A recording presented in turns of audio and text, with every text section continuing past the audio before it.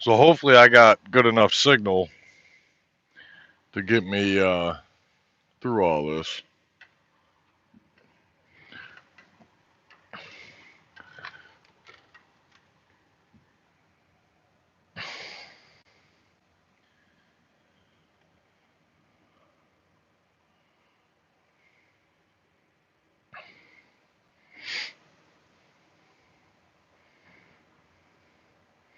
All right, so I think we're up and running. Whew. Been a long time. Caden, what's up, buddy? Haven't seen you on in a while.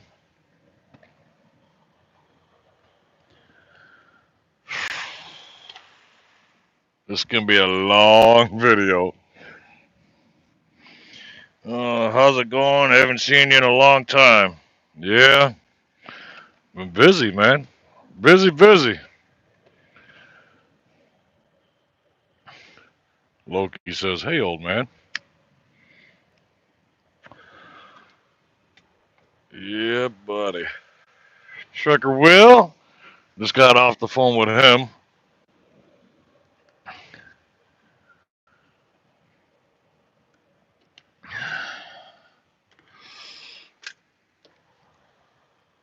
So nothing's changed. I'm still at Crete. Just kidding. No, I'm not. In fact, I just got my last paycheck from Crete, and they screwed me out of about $500. And so I sent the fleet assistant manager over there a nice little email this morning. But yeah, they're trying to screw me. It was about a little over about $525 is what Crete's trying to screw me out of. And but I kind of figured that. I mean, being the last paycheck, and they're upset that I left them. And I mean, even though I've did things to better myself and upgrade into this career, they don't care. They just look at it that you left them, and they're pissed off about it. Am I gonna do some more farm sim? No, I ain't got time for that. No, I'm busy with work. Oh, you guys are gonna hear this freaking train. I'm in Chicago. That's gotta be loud.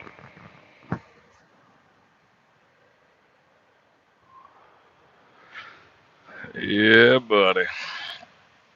So, yeah, it's been a while since I've done a video, um, a live stream. So I figured I'd come on here and we'll talk live. But I'm gonna start getting back into making the videos. Road footage and all that stuff. We'll do some owner operator talk. Will and I were just going over a bunch of stuff, as far as like the process of this. And I've heard from other drivers, other owner operators that have already went through all this, that this isn't something that's easy. And, being a company driver, I'm looking at it like, really, how hard can it be? I mean, you get a truck, you do some paperwork, and you're getting paid differently. Well, there's a lot more to it than that. The paperwork in itself is ridiculous. Um, Between the IFTA paperwork, the New York HUT paperwork, um, you know, your paperwork for getting a truck. I got a brand new trailer. I was going to say attached to my truck now, but it's not. It's in the shop getting letters put on it. But, you got all of the paperwork for the truck and the trailer, registration, insurance, DOT. And then you got permits, all of the permits you need, to be over the road. then you got the whole purchasing paperwork of the truck. So that's all done. Um, the DOT inspection was done. Just it's been crazy. I've actually spent the last 4 days doing paperwork and making sure I had everything that I needed. And the last thing that needs to get done is actually in the process of getting done now, which is the new trailer is getting the letters put on it. So once that's done, then I could start booking loads and getting out on the road.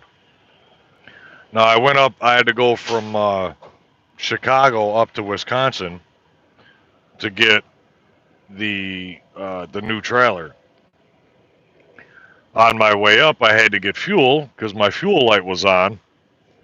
And I figured, you know what? Seeing that the truck's on empty, I want to see how much it's going to cost to fill the truck, just so I have a general idea.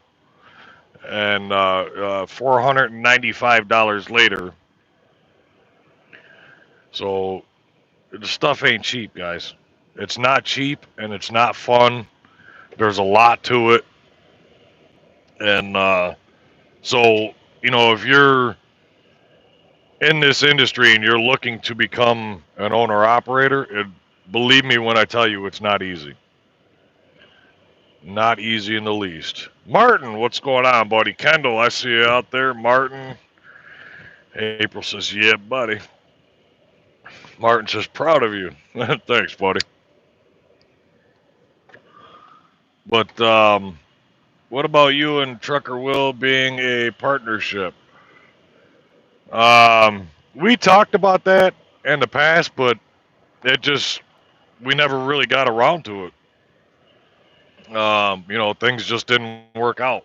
You could sit there and that's one thing I have learned. You could sit there and plan on something, give it 5 minutes, it's going to change. It's just like the weather. Give it 5 minutes, the whole plan will change. But Tanner, what's up, buddy? You're not wearing the right shirt. Oh yeah. Damn. I didn't even think about that. I got it in there too. Yeah, you guys anybody that's got me on Facebook, April had made the shirt that actually says, my last name, Trucking LLC. Damn, the shirt came out amazing. And I told her I was going to wear it when I went live, and of course I forgot. And I'm not going to get changed now, live on YouTube. But it'll be on there eventually.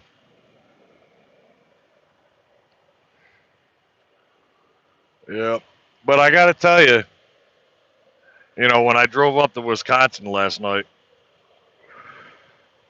once I got out of the Chicago area, the roads kind of opened up a little bit. There's a lot of traffic. Being able to go over 65 miles an hour, oh, that was so nice. It was great. Yeah, it's okay. You got a lot going on. Yeah, Gregory, does your truck have a Packer or Cummins? It's got the Cummins in it. Yep. So, all in all, yes, there was a lot that needed to be done, but it went really, really smooth. Now, I'm latched on to a company called MGR. MGR is based out of Chicago, Illinois, Summit, Illinois. And, but over 65 uses more fuel, right? I ain't worried about it. Yeah, it uses more fuel, but I'm getting paid a whole lot more. So, yeah. But, that level of freedom, though, I mean, there's no Bendix system in this truck. And for those of you that don't know what the Bendix system is, The Bendix system is the safety features that all these mega carriers put into the trucks, all the sensors and everything. So, for example, over at Crete, if I was within 250 feet of the vehicle in front of me, the truck would beep at me every 3, 4, 5 seconds until I got more than 250 feet away from the vehicle in front of me. That gets annoying. The whole lane departure through the speakers. Nope, I don't have that. The anti-collision warning system, where you're driving down the road on a sunny day and you're coming up to a bridge, and the truck sees its own shadow and automatically hits the brakes for you. Yeah, my truck doesn't have that either.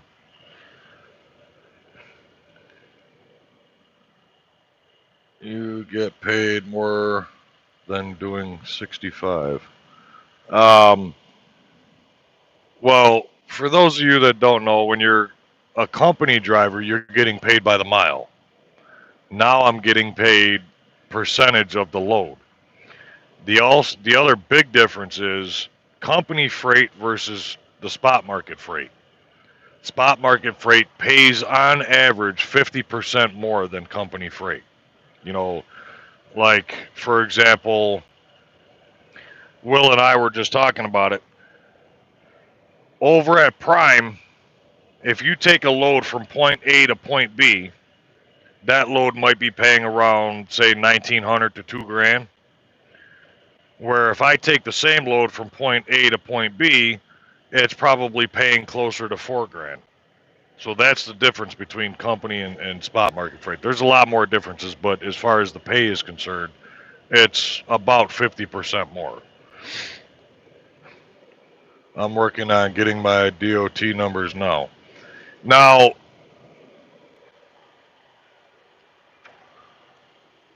as far as getting your own DOT, I'm not there, and I don't know if I'll ever become there. Only because, I mean, like right now, like I said, I'm latched on to MGR's DOT. So MGR did all of what I'm going to call the backdoor stuff. They took care of all the permits. I'm paying for it, but they took care of it. They did all the computer work. They got all the paperwork. All I had to do was look at the paperwork, look it over, and sign it. And like I got a binder, not a binder, more like a folder. This folder here that's got everything in it. The registration for the truck that I had to sign for, all the permits, the IFTA, insurance, the DOT inspection. I've got my contract in here for the truck, Wisconsin permits, all the stuff for the trailer, registration, insurance, the inspection. So, to me, when you get your own DOT, you have to do all that. You got to get the permits, you got to get the registration, you got to do all that work. I'm not even close to being there. I don't even know if I want to be there. For what MGR is doing for me takes a lot of headaches off of my table, and I'm okay with that. That's fine. So, what's up, Steven? Thanks, buddy. Appreciate it. Welcome back to the road, says the fearless one. Yeah, buddy.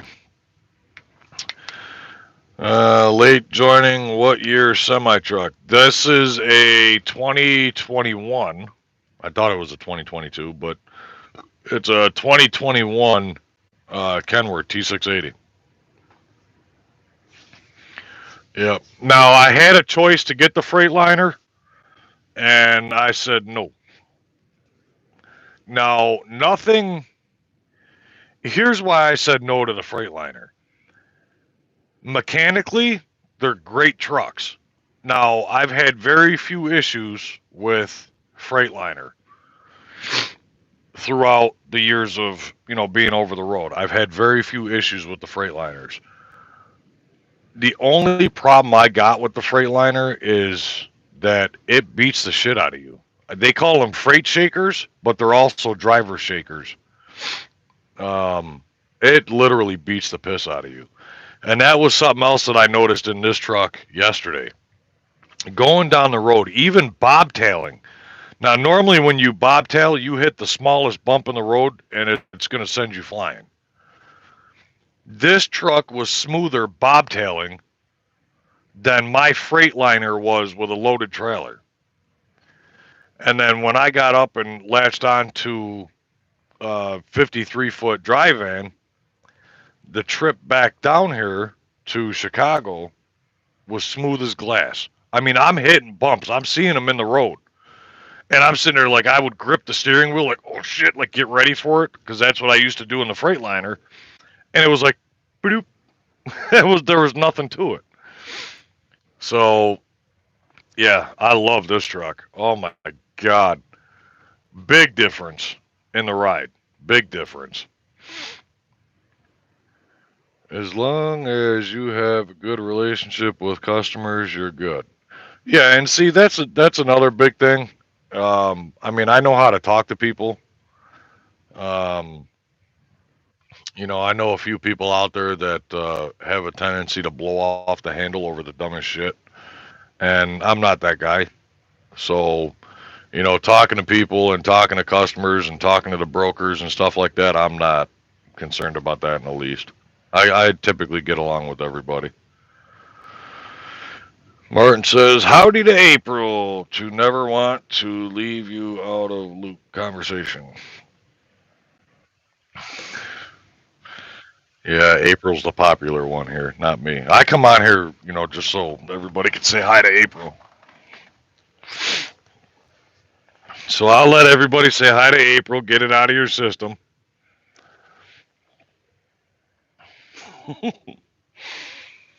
But,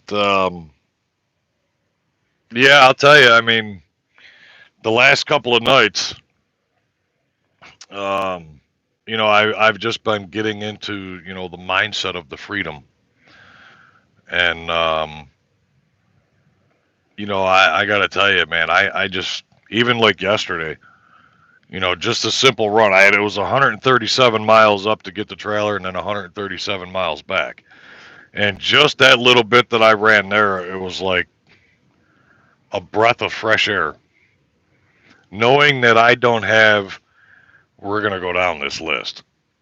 Knowing that I don't have a fleet manager, an assistant fleet manager, an operations manager, the safety team, um, the asset manager, load planner, and CSRs, I don't have those 7 people babysitting me.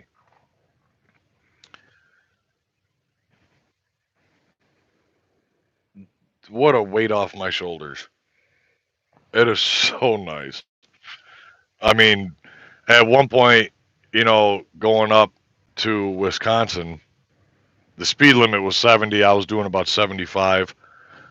And I'm sitting, and it dawned on me, like, I'd look down and see that I was doing 75, and it's like, I don't have a safety team that's going to call me bitching at me, telling me I'm driving too fast. It's nice. You know, Will and I were talking about some things, and that was one of the main reasons, or it was the main reason why I decided to go this route. Now, my last stretch at Crete was probably the most stressful thing that I've ever gone through since my divorce. And I mean, just arguing with everybody there, trying to get more work, averaging 2,000 miles a week and looking at, shit paychecks. It was just, the stress was just unreal. And when I left Crete, I had a whole different plan in place, a whole different plan than what I'm at right now. And it ended up falling through. But I had already left Crete because I couldn't take it no more over there. When I went home with the mindset of I'm cleaning this truck out and I'm not taking a single load for Crete ever again. I'm not taking another load for them. And when I got out of that truck, I looked at April and I told her, I'm either going to become an owner operator or my truck driving days are over. I'm done with this company shit. I can't do it no more. I would rather find a job at home. I would go to Walmart for 17 or 18 bucks an hour before I go back as a company driver. And, when my original plan had fallen through, this plan that I have here was kind of like plan B, but I didn't even think about it. It was just a potential plan.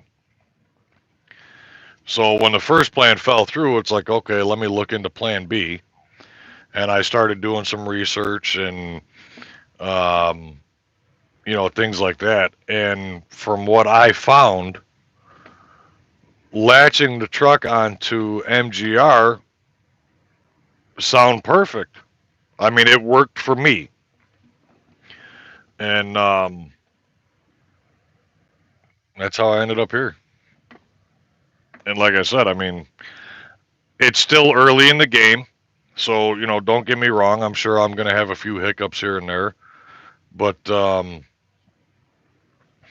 it's going to be another learning curve for me. But we'll get there. Is what it is. All right, let's go back to some of these. Did you get an automatic? Yes. Dry freight or reefer? Dry van. Yeah, no more reefer. I'm okay with that. Kenworth Rider says, nice truck, Al. Yeah, buddy. How many miles are on it? 19,000. Still brand new. Martin says she's a pretty one. Yeah, I like it. Now, if you guys didn't notice, I'm sure everybody that came in here saw the thumbnail, and I'm actually surprised that nobody has seen or said anything about this yet. This is the first truck that isn't red. We're just going to leave that out there. Let's see. David says, congratulations. Thanks, buddy. Appreciate it. Do you own the trailer? No. Can I buy it? Yes. But no, I do not own the trailer. Wes Carson says, congrats. Thank you. Appreciate it. Jack says, hello and congrats. What's going on, Jax? It's not even broken yet. Nope, it's not. She's still brand new. Jack says, hello to April. Don't lose your load straps. No, I won't. I just bought those damn things yesterday, too. On my way up to Wisconsin, when I stopped at the Loves to fuel up, I went into the Loves to go shopping because I knew having a dry van that I was going to need straps. So I went in and I bought the straps. It's my own money. And so I bought some straps and amongst a bunch of other stuff. But no, I'll be keeping a close eye on those straps. Now, being a owner-operator, I keep the same trailer. So I'm not doing any drop and hooks. So all my loads are live loads and live unloads. So I'll keep the same trailer all the way through, which is another reason why I decided to get a brand new trailer versus using one of MGR's used ones. So with that being said, I will be able to keep a very close eye on my straps. Not only that, with me, breaking the seal and opening the doors, I'll go in and pull the straps down before I actually back up to the dock. Let's see. Darkside says, I didn't even look at the thumb. Yeah, it's the first truck that's not red. Let's see. You were in Wisconsin? Yeah, I was just up. I went to, how do you say it? Staunton? Stoughton. I had to go to Staunton to pick up the trailer. They work way better than load locks. See, I agree. Now, I actually had somebody yesterday disagreeing with me, but I agree. With the load locks, the way that the trailers are, the sides of the trailer, they're very thin, they're very flimsy. So if you put a metal bar in between them, and when you're going down the road, things tend to sway a little bit. But what ends up happening is that the load locks get loose, and by the time you get to the receiver, 9 out of 10 times your load locks are sitting on the ground. At least with the straps, they're locked into the holders on the sides of the inside of the trailer. They're locked in, and you could ratchet strap them nice and tight. They'll never go anywhere. You can roll this trailer over, and those straps will probably hold your trailer together. But yes, I agree, 100%. Let's see. April says he went to pick up the trailer. Well, April will tell you the conversation. We're in Wisconsin. Yeah, Staunton. Load locks can shift. Yep. I know where you were at. Yep. Went up there to pick up the trailer. I don't remember the name of the company. But yeah, I was only up there for a little bit. I just went up, picked up a brand new trailer. I had to throw a temporary plate on it, and then drive it back down to Chicago, which is where they're going to put the letters on it. The temporary plate, in fact, I need to remember this. I know Will and I were just talking about it, but I have a temporary plate on the trailer, and they're actually going to be mailing me the license plates to the house. But the temporary registration actually has a expiration on it. Okay, where the hell is it? I know it's in here. That's the hut, so it should be. Oh, that's the spotter and lantern fly. Oh, here we go. Registration expiration 5/30 of 21. So they've got till the end of May. That's right. I said I got to be home around my birthday. So the end of May is I'll shoot back home because I got April ordered up the Easy Pass for me. So that'll be done. That's getting mailed to the house. The registration and the plates for the trailer are getting mailed to my house, and something else. Man, that freaking sun is horrible. Alright, that's better. Let's see. I just got a job doing flatbed. I will see how I like it. Have fun with the flatbed. That's not me. Too much work. Too much outside work. I mean, if it's downpouring, you got to tarp a load, or if you're in a high wind area and you got to tarp a load, yeah, I'm all set. Plus, getting up and down off the side of the trailer and all that, I'm too fat for that. Ralph says, good evening. If I remember right, you and Will both are going owner-operator, right? Will and I, we were going to do it together at one point, but, things didn't work out for whatever reason. I don't even really remember. But, what Will's going to do, I don't know. Apparently that's still up in the air. So I know he's doing his research. He's looking a lot into it. I've explained to him everything that I've gone through here, everything that I've had to go through. So, he's weighing out his options and, figuring out what's best for Will.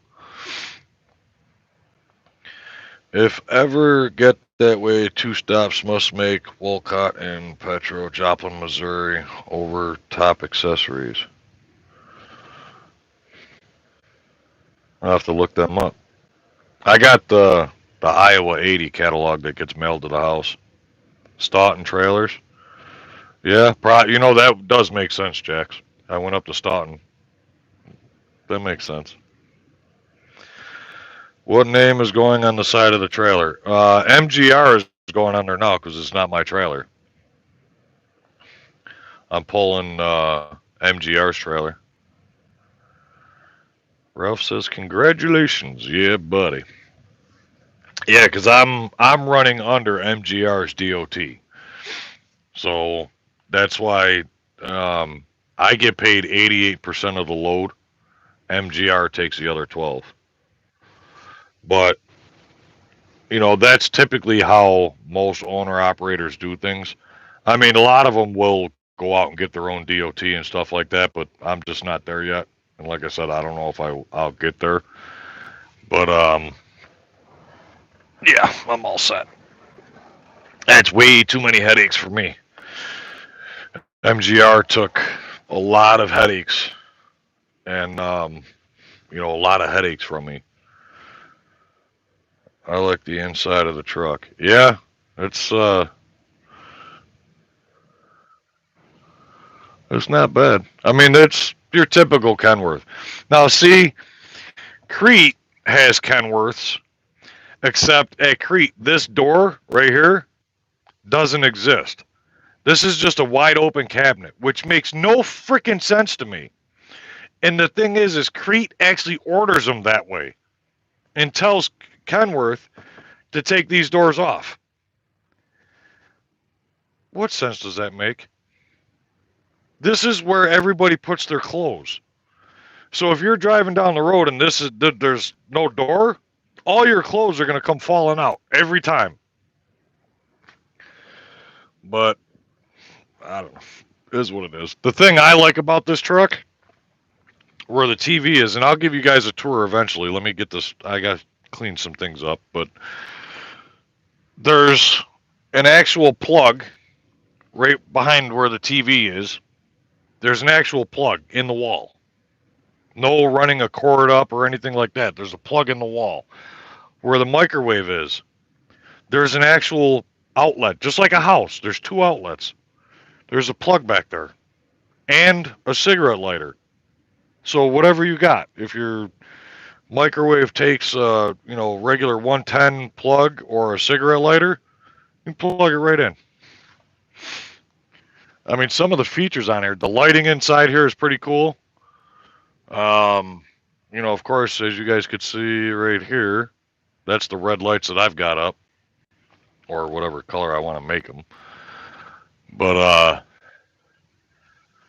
don't know. I like the inside of the Kenworth better than I did the Freightliner.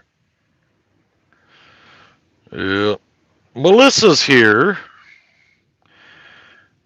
Kirby says, yes, welcome back, buddy. Yeah. I'm going to make them, but going to have the name of his business. Yes, so on the side of my truck, it says leased to RD, which is who I bought the truck from. And then April's going to make up the letters that says Heffernan Trucking LLC, and then, Rochester, New York, or, our town, New York. And that'll be going on the sides of the truck when I get home. So, but while I'm making payments on the truck, RD has to have RD has their name on it and MGR's DOT number. So, and that's not something that's, company related or anything like that. That's actually the law. I mean, seeing that I'm running under MGR's DOT, they have to have their name on it because it's MGR's DOT. But when I get home, my letters will be up. Zoe says, hey, hello, Miss Zoe. Is there a top bunk? Yes, this part right here is actually the top bunk. But seeing that I don't need it, I'm going to leave it up. And as you can tell, the sunlight coming through here and over here, I actually opened up the side curtains on the top windows. And those are actually pretty cool. They got sliders, just like these curtains here. If you guys have ever been in a truck, there's the little track up here. It's the same thing for the window curtains. So you just unlatch it and then slide them over. It's pretty cool. The other trucks that I've been in, it was all the push button snapped ones. So then you take the thing off and then put it away. Then you got to snap every freaking one back in. And then by the time you're done, you got a sprained thumb. These are actually slide curtains. It's pretty nice. That's nice with the plugins. Yeah, I like the plugs. Casey Fuller, what's going on, buddy? And I didn't forget about you. I was going to call you. It's just I've been so freaking busy with paperwork and getting all the stuff done here. Um, so I put the trailer in the garage probably about an hour or so ago. And they're going to be putting the letters on it. I don't know if it's going to be done tonight. I highly doubt it. We're going to call him the jackass, but the jackass that came in here was supposed to be here at 8 o'clock this morning because there was a bunch of trailers that needed to get done, and apparently didn't show up till 2 o'clock this afternoon. And I highly doubt he's working late, so therefore it's a good possibility that my trailer won't be done till tomorrow morning. But I'm going to say tomorrow afternoon, but we'll see. But as soon as that's done, then I can book my first load and get the hell out of here. Because I'll tell you, I can't wait to get out of, this area. The traffic, the people. I need to get out. I need to go to work. Are you going to do the live stream when you're driving? I thought they were fun. While I'm driving, I doubt it. I don't think I've ever done a live stream while I was driving. I know I've done videos of me driving. Those are going to come back, yes. I'm actually, as soon as I'm done with the live stream here, I'm going to go through my phone, get it cleaned out. I got plenty of room, but I'm going to get it cleaned out. And this way I could take footage of, driving and stuff like that, and what I'm going through as an owner-operator and stuff like that. So, yes, those videos are going to be coming back. Let's see. Joe Gampa says, hello, everybody. I did once. I did a live stream while I was driving. I don't remember that. I don't think I would have done that. Especially as a company driver. Because I know as a company driver, if they seen me doing a live stream, they could have fired me on the spot for that. I may have. I don't know. Chicago, yeah, I'd get out of there. Yeah. Yeah. So, like I said, as soon as they're done putting the letters and the stickers and stuff on the trailer, I can book my load and get out. So, he's getting old. You're a year younger than me. Had the camera on the road and talk to each other. Maybe. The thing is that I could do it. I mean, it's not like I got somebody that's going to tell me I'm fired. But I think to me, I would probably focus more on the road than doing a live stream while I was driving. You know what? I did do that once. I think I tried it once on YouTube and it didn't work very well. I ended up losing signal. I used to do it a lot with Facebook, though. That I remember. That was a long time ago, though. Yeah. But no, the videos that, like I used to do vlog videos, talk in the morning or whatever, and then start driving, and then we get to one location, and then, those videos are definitely going to come back. I got everything set up for that. And I'm going to have more time to do those videos, which is why they're going to come back. I mean, it's something that I definitely enjoyed doing. I enjoyed, editing the videos and stuff like that, but it did take a lot of time. And, now that I don't have to work so hard, air quotes, those, I'll have the time to get those videos done. The only bad thing is that I used to take all the footage with my phone or the GoPros and stuff like that, and then I would take all of my footage and put it onto this iPad, and then do all the editing and stuff through the iPad. Now, my logs, I don't have an ELD in here, like a Qualcomm or any of that. We don't have those as owner operators. We have an app on our device which is called Keep Trucking, and that is what my ELD is.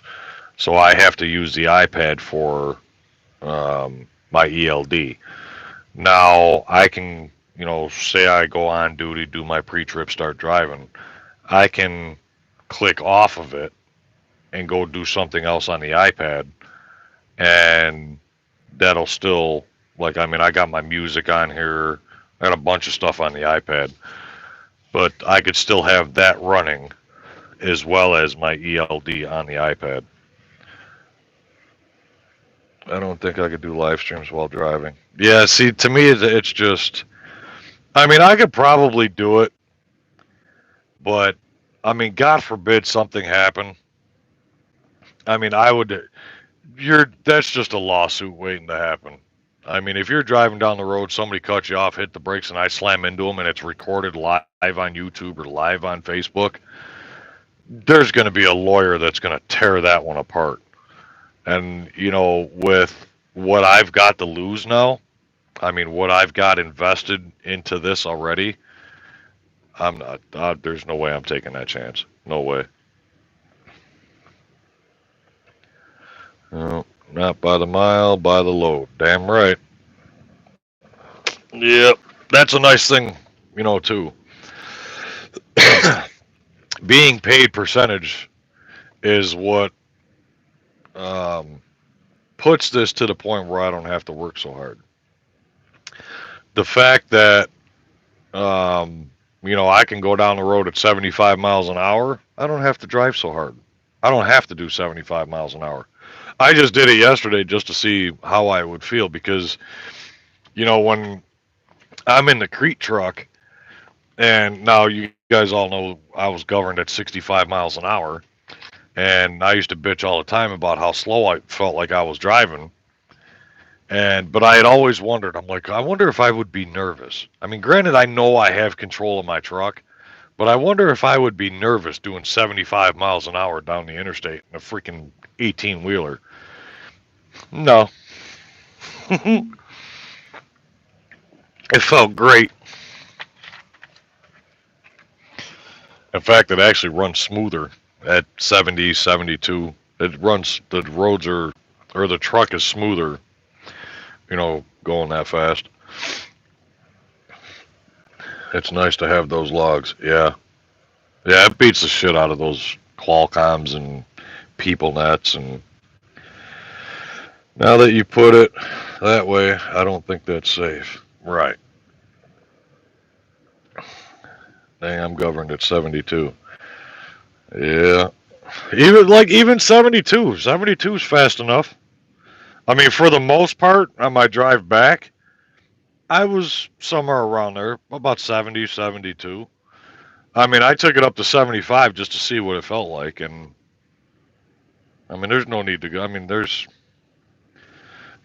not about speed, and that's the thing that, when I do my trip plan, you know, I'm going to go there, get loaded, and then I'm going to determine how fast I need to go. There may be a time where it calls for me to go 75 miles an hour down the road, but for the most part, I'm perfectly fine sticking around 70. And, to me, it's just, there's so many trucks out here that are governed at 62, 64, 65. I mean, think of it like this. All of Crete's trucks, except for the dumbasses that decided to go owner operator over there and get paid $1.10 a mile, though all their trucks are governed at 65, the owner operator trucks are governed at 68. All of Prime's trucks are governed at 65 miles an hour. U.S. Express is governed at 68 miles an hour. So if you have all those trucks, think about how many thousands of trucks between just those companies. You have all those trucks out on the road doing 62, 65, 68, and you're doing 75 miles an hour. You're only going to do 75 for a few minutes before you come across one of those trucks where you're going to have to slow down and wait for them to pass. And I mean, how long does it take? We all know. I've been there, done that. You got two 65-mile-an-hour trucks side by side. How long does it take for the left one to pass the guy on the right because this jackass doesn't slow down?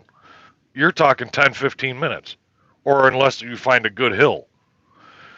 So, doing 75, that just means you're going to hit the brakes more because you're going to have to slow down for everybody else.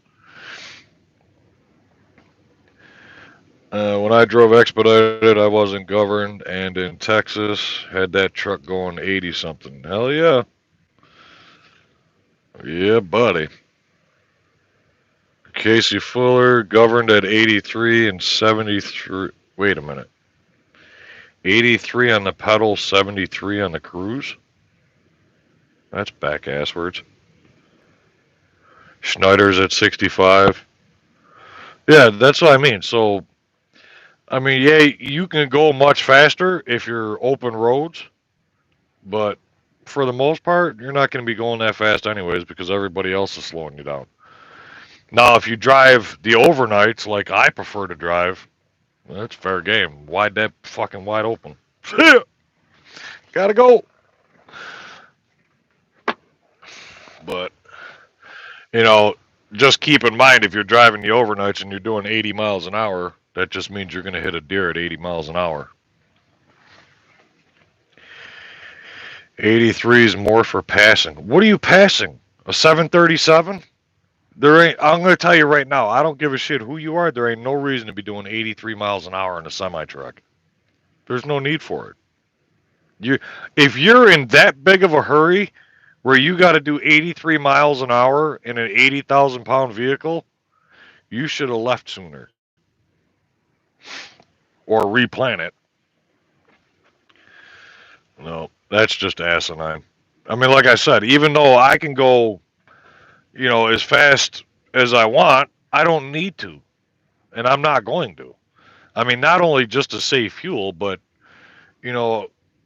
again, what for? Who are you trying to, what are you, you're going to get more shit for that than you are. I mean, if I'm doing 75 miles an hour and somebody blows past me, you know what I'm saying?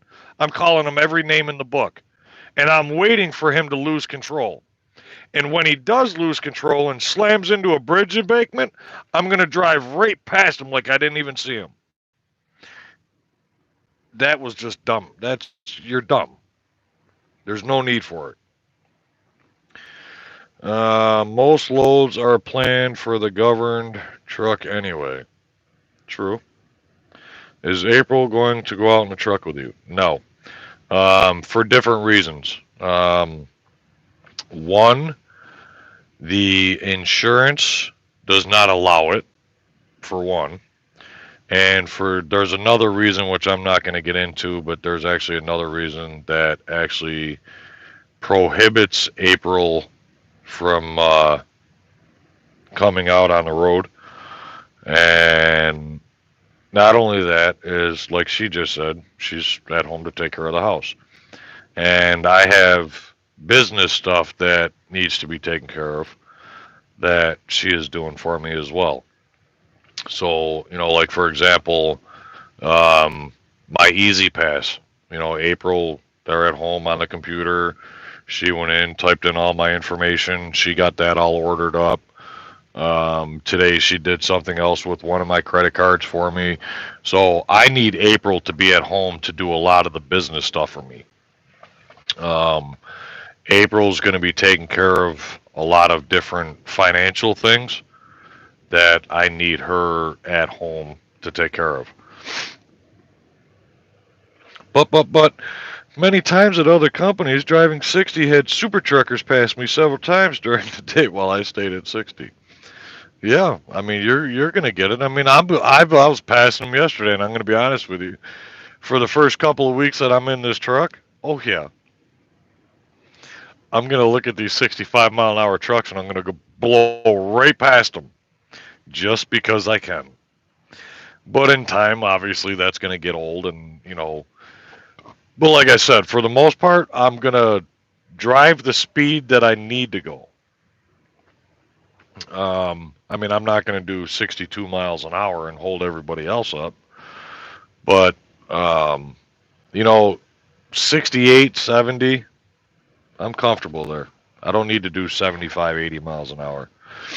I mean, if I could set the cruise at 70 and go nice and smooth, I mean, especially like driving at night, when I don't have to really worry about many trucks or cars, set the cruise to 70 and go. I mean, I don't need to do 75, 80 miles an hour. I mean, okay, so I get there maybe 15, 20 minutes sooner and to sit there and wait. Because the name of this game, any truck driver will tell you, the name of the game is hurry up and wait. That's what we do out here. We hurry up and then we end up sitting for hours.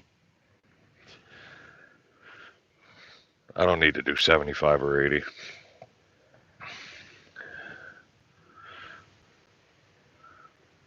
Take care of the bills. Yep, I make the money, she spends the money.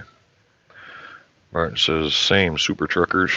Do you use the load board? We have the DAT board. I do have the DAT board on my phone. I can go either way with it. I do have a dispatcher, and what this guy here does is he's going to look at the DAT board. He'll, look at the board for me. And what he's going to do is he's going to call me up and he's going to say, hey, Al, I have this load going from where you're at to such and such location, and this is what it's paying. Now, say, for example, he calls me and, say tomorrow morning, he says, hey, Al, I got this load from Chicago going to Texas. It's paying $2,400. I could say, okay, push it for 28 and I'll take it. So now my dispatcher will call up the broker and push for 2,800. If we get the load, we get it. If not, we don't. Is what it is. Now, I can also look at the DAT board myself, look for a load that I want, call up the dispatcher and say, hey, I found a load going from where I'm at to South Carolina, and it's paying 3,200. Let's take that load. Let's see if we can get that for 34. And the dispatcher will call that broker and book the load, and then he'll email me the load information. So it can go either way. So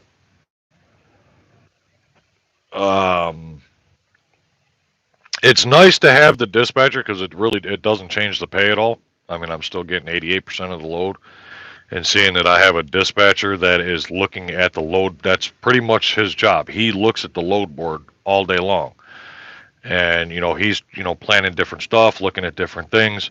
So if he knows that I'm being unloaded, say tomorrow morning at 9 a.m., he's already looking at the load board for what's coming up at 11, 12 o'clock, somewhere around there.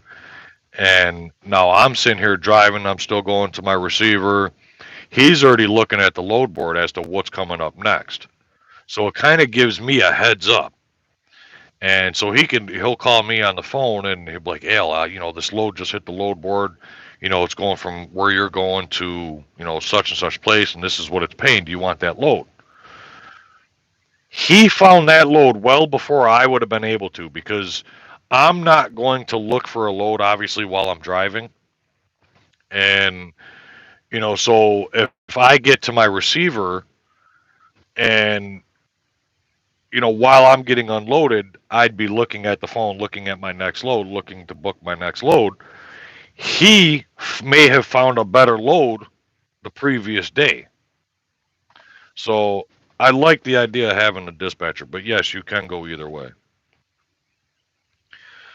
Darkside says, hurry up and wait. Yep, name of the game. Hurry up and wait even if you're on time. Yes. If you're on time, you're late. If you're late, you're late. If you're early, You're waiting. Sometimes you get the dickhead that flies past you to show slow down in front of you. Then as you try to pass, they like to speed up so you can't pass them. Casey, you know what that driver's doing? He's bored. He's creating his own entertainment, is what it is. He's just messing with you because he knows he can. I had thought about that yesterday because I used to have a lot of drivers that did that shit to me all the time. You know, being in the 65-mile-an-hour truck. I mean, I'd have a driver that passed me 74 miles an hour, get in front of me and slow down to 62. And then I'd get over to pass him, and then he'd speed up, take off. Um, the only reason why he did that is because he's bored. I'll be the first to tell you, he's bored. Zoe says, good night. Yeah, buddy. Oh, good night, Zoe. Good night, Mrs. Zoe. But I'm back. YouTube should be more frequent. I mean, I know it's been once a month, but it's like I said, I'm gonna be doing the video footage and stuff like that because I have the time to do it. And we're gonna do. I don't know if I'm gonna do a recruiting video just yet. Like I said, I'd like to give things a month before I get into pushing the company. Now, I will say this: for those of you that are looking to, whether you're looking to be a truck driver or maybe you already are a truck driver and you're looking for something better, I will say this: MGR is hiring company drivers. I do not know the process of it yet, and I don't know anything else about it other than the fact that they are starting company drivers out at $1 a mile. And they are guaranteeing $3,000 a week. Yes, you heard me. $1 a mile, and they're guaranteeing $3,000 a week. However, there's a lot more ins and outs, what's the home time and all that stuff. That I don't know. But for any company to come out here and hire a company driver with no headaches, you don't have to worry about the fuel, you don't have to worry about truck payment, you don't have to worry about any of that. You are strictly a company driver and they are paying you $1 a mile. That's freaking huge. So, that's something to look into. Now, if you are interested, give me a little bit of time. I will do a video and I will put phone numbers in the video and all that stuff and, people to call. And now here's the deal. For anybody that comes over here, whether you're a company driver or you decide to do, now they have many different programs, so you'd have to call MGR to see what, best fits what you're looking for. They do have many different programs from everything from company driver to lease driver to owner operators and to where you can purchase the truck through them, be an owner operator running under their authority. And they also, if you already own your own truck, you can bring your truck over to here and latch it on to their authority. So they pretty much have every avenue covered, as far as, whatever your needs are. But, like I said, company driver, $1 a mile. I was sitting there scratching my head thinking about it. I'm like, shit. Now, the other thing that they do as well is if you decide to become an owner operator, they have a program where if you don't have the money up front, so this I will say, they want $10,000 down on a truck to become an owner operator if you get the truck through them. It's a $10,000 deposit. Now, The way that they do it, because they do know that not everybody has $10,000 that they could put down on a truck, that they have a program where they put you in what's called a rental truck. And what they're going to do is that they are going to, now you're still going to get paid 88% of the load. You're still going to be doing pretty much what I'm doing. They're going to take about $1,000 a week out of your settlements to put towards your down payment. So now, say for example, you have a bad week, they'll obviously take less. But every week they're aiming towards $1,000 a week. And then once you have that $10,000 deposit, you can come back here and get your brand new truck. Your new Kenworth or your new Freightliner, whatever truck, you decide. And you do have a choice. It's not like, they say, okay, well, here, we assigned you this truck. No, you have a choice. But now you may end up into like a 2017, maybe an 18, type vehicle as a rental. But once you give them that $10,000 deposit, they'll give you your brand new truck.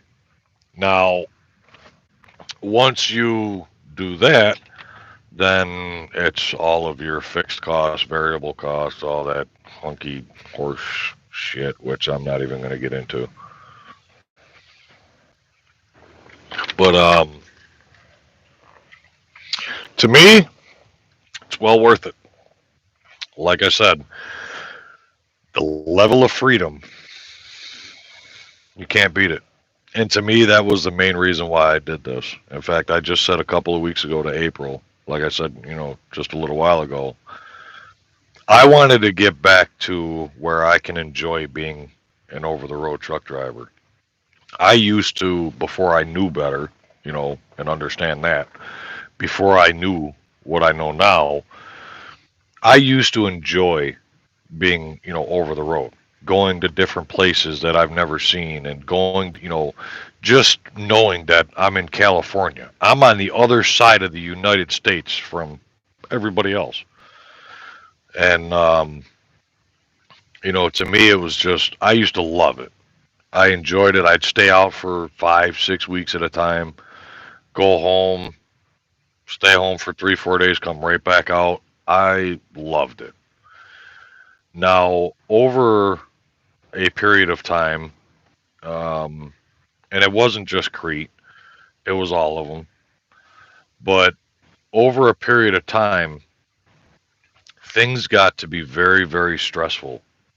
And, even just the little things, like I said, the beeping on the truck from the safety features and, the way that the company did things. And I think what had ended up happening is I was going through the process of, thinking about becoming an owner operator and looking, as to what's involved and even a lease operator.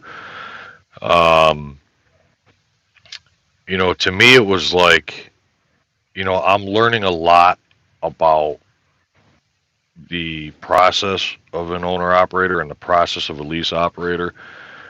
And the BS that I'm going through as a company driver, it's not there. And like I even said to the fleet manager there at Crete, it's like, you guys make this job 10 times harder than what it needs to be. I mean, when you sit there and you put restrictions on the truck, you put restrictions on where we can get fuel. You tell us when we can get fuel, where to get fuel, and how much fuel to put in. And when we can only put in 60 gallons, and we got to drive a little bit down the road, put in another 60 gallons, drive a little bit down the road, and then we can fill it, you're making my job 10 times harder than what it needs to be. And then they come out with, this is the one that actually pushed me over the fucking edge there at Crete. But the last message that came over the terminal there at Crete was that we now have to follow the route solution. So now they send it. Now they used to do it all the time, and I've said it before in past videos that I never even open up them damn things because I do my own route. But now we have to follow their route. So now we have to open up that route and go down those roads that they're telling us to go down. And so, like I tried explaining to them that day that they sent me that we have to follow their route, I looked at their route and compared it to the route that I already had. And then now if they matched, okay, fine, perfect, we're good. Way different. Now, in fact, I believe I was right here in Illinois, if I'm not mistaken. But my route was 45 miles less than the route that they gave me. So I sent them a message over the terminal and I says, okay, so I just found a route that is 45 miles less than the route that you sent me. Would it not be more beneficial for me to take my route? They come back with no, because you have to get fuel on our route. And if you take your route, that's going to change the fuel location, which could be higher in fuel price. I says, okay, so now you control how fast we go. You control where we go, where we fuel, when we stop, when we go home, and when we come back out. So to me, it developed into this ball of flames. And I'm sitting there thinking to myself, I've got all these people, all these managers, all these people, all these planners and CSRs and operations managers, all these sons of bitches that sit behind a desk for 8 hours a day telling me how to drive my truck. Not one of them has a Class A license. Not one of them has ever stepped foot in a truck. They have no clue what it is we go through out here. And yet they feel that they could sit behind a desk for 8 hours a day. They go home every night. They have dinners with their family every night. They have their weekends off where they can go out and do their own thing or sit home and relax every weekend. They force us to be out on the road for 3 to 4 weeks at a time before we even see our home state. And you got the balls to sit there and tell me how to do my job. So this flame turned into an explosion. And that's when I said, fuck this, I'm done with it. I had enough of the company crap. And I sent an email. I wish I could bring it up, but I can't because it's actually on my phone. But I sent an email out to her about a week ago, the fleet assistant manager. Now, Angie was cool as shit. I like Angie. She was easy to talk to. However, getting her to do anything she's useless. Now, I have mentioned to her probably on 3 different occasions about becoming an owner-operator over there at Crete, and she refused to do anything to help me achieve that. So, to me, I kind of have a bad taste in my mouth when it comes to her. But, that's typical. The companies would rather you be a company driver than you upgrading to owner operator or lease operator unless they're going to make more money. But the way that they looked at it is me being a company driver, they would benefit more if I'd stayed on the Schaefer side as a company driver versus becoming an owner operator. Anyways, so I sent her an email the other day and I even told her, I says, if you guys keep going down the road you're going, you are going to end up you guys are going to end up just like CR England. I says, you guys are going to lose all of your great drivers, and you guys are going to end up with drivers that have absolutely no business being behind the wheel of a truck. And I said, so keep going down the road you're going, because you're going to fail. But, and people don't realize, what year are we in? 2021. And this, if there's any 20-year-olds or millennials out here, please don't take any offense to this. I'm not trying to hurt your feelings. It is what it is. Each era has their stereotype. So everybody knows what the millennials nowadays are known for. They want to stay home. They want to have everything handed to them. They want to, play the video games all day long. And, hard work is not in their vocabulary for the most part. I'm not saying everybody, I'm saying for the most of them. Now, I do know some, younger people, 20, 21, 22-year olds who are very hardworking people who I'm even impressed with. Um, and luckily enough, my 20-year-old daughter is together with a hard worker. But, most of the millennials are the ones that are filling out the applications right now for their permit. They had their license. They're 21 years old now. They can apply for a Class A license. Those are the people that are coming into this industry. So, what's going to happen when they find out that they have to stay out on the road for 3 weeks at a time? Or what's going to happen? This was the big kicker for me. When you apply at CR England, you get accepted, everything's great. And then you find out you got 15 days of training in the shop or in the school. Then you take your road test, and then you have to start training, and you're in a trainer's truck for 3 to 6 weeks, and you're not going to see home time for probably a good 3 months. A lot of people are going to turn around and walk out that door. This is what is now coming into this industry.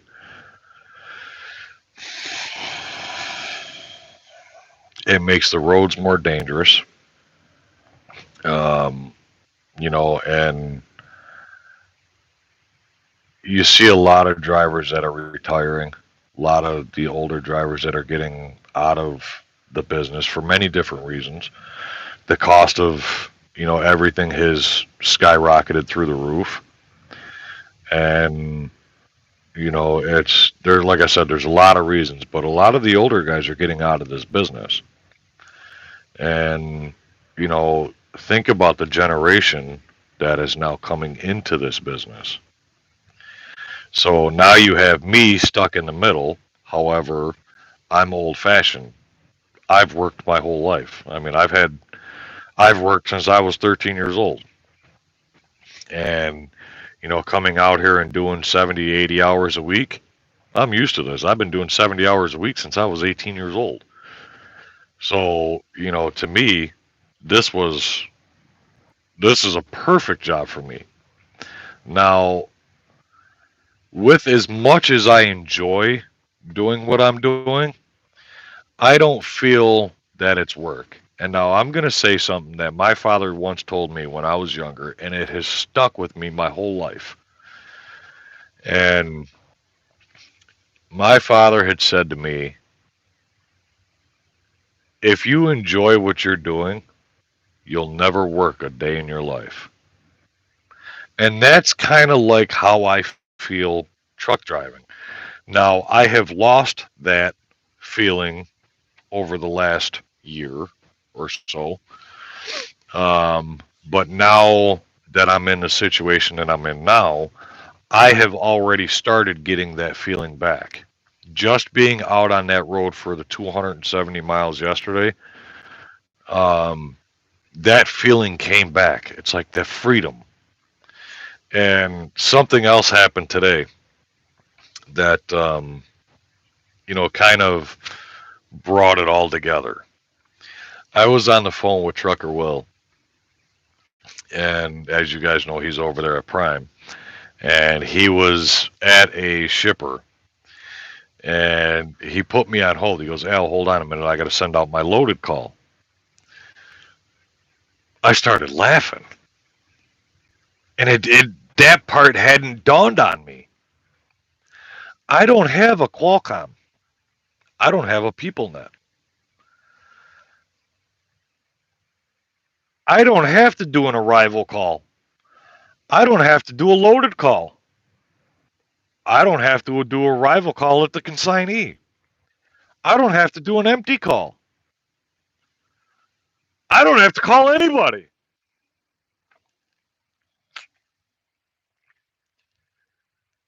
I get loaded at the shipper, I check out with security, and I drive away. I don't have anybody to answer to.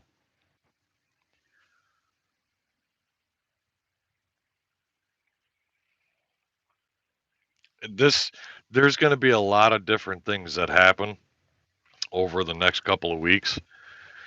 You have to call April to start site. Yes, have to call April. But now, see, we have April and I have Life 360, and you know, she can see that I'm driving, and that's how April can tell whether or not I'm okay. April's worried about me. I don't think it's a trust thing, but it's like April was saying before. It's like, if instead of calling me every 5 minutes, are you okay, or what are you doing, or she could just look at Life 360, and if I'm doing 70 miles an hour down the road, she knows I'm okay. Now, if she looks at Life 360 and I went off a bridge and down into the woods and half a mile out into the cornfield, it's probably a good time to call to make sure that I'm okay. April says, "Love how happy you look." I love how happy I feel. And the thing of it is I haven't even gotten to the best part of this yet. I'm just at the very beginning. I mean, I did the paperwork and all the bullshit that I had to go through and still continue to go through, getting this trailer done. I'm still going through a bunch of stuff. I mean, yeah, just signing papers and all that stuff. Yeah, it's easy, but you really got to read what you're, signing first of all. But just knowing that I don't have that extra baggage, I guess, it's a big weight off my shoulders. I've not seen that smile in your videos in a long time. Yeah, you got it shows, I guess. But that's what I mean. I can get back to enjoying my career. And I don't look at this as work. It's a lifestyle. Jax, everybody will tell you, this is a lifestyle. And I love it. I don't want to change it. I mean, I felt like I got kicked in the balls when I went home when I left Crete, and I'm thinking to myself, if me being an owner operator isn't possible, that my driving over the road days were over, that was going to be a big hard pill to swallow. And luckily enough, I found a way to make it happen, and it is what it is. But this is a career that I truly enjoy doing. I love doing it, and I love being in different places all the time, and there's just, not knowing where you're going to go tomorrow. I mean, like right now, I know my trailer is going to get done either tonight or tomorrow, whichever, but either way, I'll be rolling at some point tomorrow. And I have no idea where I'm going. I can go north, south, west, east, who knows? I have no idea. I like that feeling. Um, and like I said, I mean, just not having that whole entire office staff up my ass telling me how to do my job. And I mean, currently, right now, I am using MGR's fuel card because I don't have one of my own yet. And MGR has it set up where I can either go to Love's, Petro, or TA. Now, we all know that I'm going to be at the Love's every damn time, unless it's an emergency and I need to go to a TA. But for the most part, I'm going to be a diamond status, platinum status freaking customer at Love's every month now. But, to me, I'm okay with that. The only reason why I'm going to look into my own fuel card is for the discounts. Somebody ordered food. Oh, that's a Chinese food. I just ordered Chinese last night. It's the same guy. But like I said, that just not having that added stress makes a big difference. Big difference. And like Will and I used to say, or Will and I were talking, a lot of the things that bothered me, you know, being a company driver, and it was more just the lack. I guess it's maybe people will say I have control issues. To me, it was more the beeping of the trucks that I had to listen to all day long. Being stuck at, well, they said the truck was at 65 miles an hour. I'm calling horse shit because I would have the truck set at 65. It would say that I'm doing 65. My GPS said I'm doing 63. And when you go into a construction zone and they have those things up that says your speed, every single time it would say 63 miles an hour. But my truck says I'm doing 65. So I call horse shit on their 65. Now, a lot of things like that, it was the smaller things. Not being able to get fuel when I needed it, um, telling me where I can and can't go to get fuel and how much fuel to put in. Just little stuff like that. It was destroying how I felt about truck driving. So that's why I said, when I was doing my research about, an owner operator, the freedoms that I have would eliminate the bullshit stress that I was dealing with as a company driver. Oh, let's see. Wow, there's a lot of comments on here. I used to have 360 with my ex-husband and my mom, which she tracked me all the time. Yeah, April does. April tracks me constantly. Best part, not training new drivers. Um, yeah, that'll never happen again. Dark Scythe says, hint the shirt. What shirt? Talking about the one that April made? I'll put that on in my next video. Maybe, if I remember. I'll forget in 5 minutes. He has like 4 of them. Oh, you mean this shirt? Oh, loves. I got you. See, this is what happens when you don't read the comments while you're talking. Yeah, I've got a whole shit ton of these shirts. April has even got 1 or 2 of them. Got her a couple of them. I swear I seen you pulling out of Loves on 80 in Nebraska last week. Nope, last week I was at home. Was not me. Nope, he was home on the couch with me. Yeah, watching Netflix and Hulu. Yeah, I had the same thing with miles per hour. Yeah, that's 65 miles an hour. It's stressful. It stresses the shit out of you. I mean, especially when, like I said, coming up to another truck that's 64 or even 65 miles an hour, or you get like a lot of the prime drivers who do 62 miles an hour to save fuel. Um, it's stressful. It really is. Let's see. Yeah. Zoe fell asleep listening to you like she used to. She missed her trucker ale. Yeah, buddy. Yep. That's right. Like I said, I may even start tomorrow. I mean, Will and I have been talking. And you know what? There's 18 people in here, so let me ask your guys' opinion on something.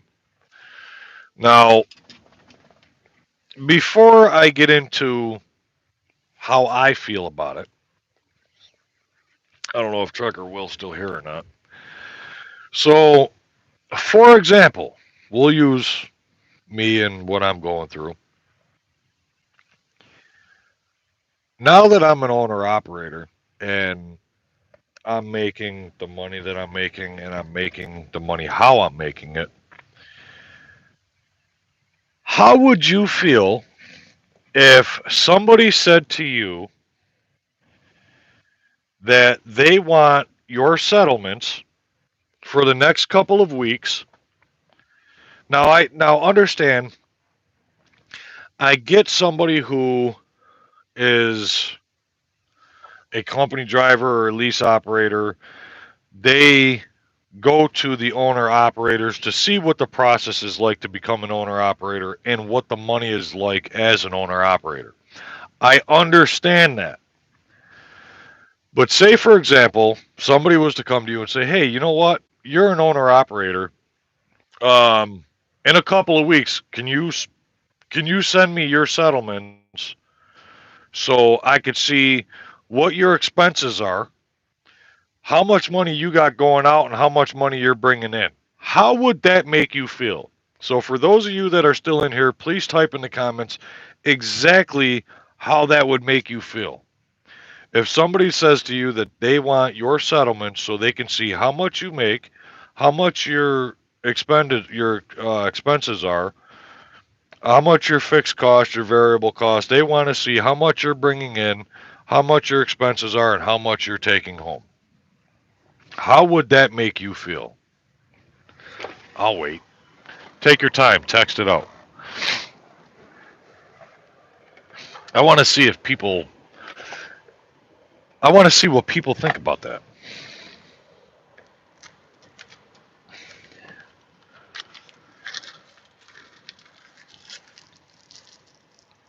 Yes, as an owner operator. So if you're an owner operator and somebody who's a company driver or a lease operator or whatever their situation, maybe they're not even a truck driver, but if they were to come to you and say, hey, I want your settlement so I could see what you're bringing in, what your expenses are, and what you're taking home.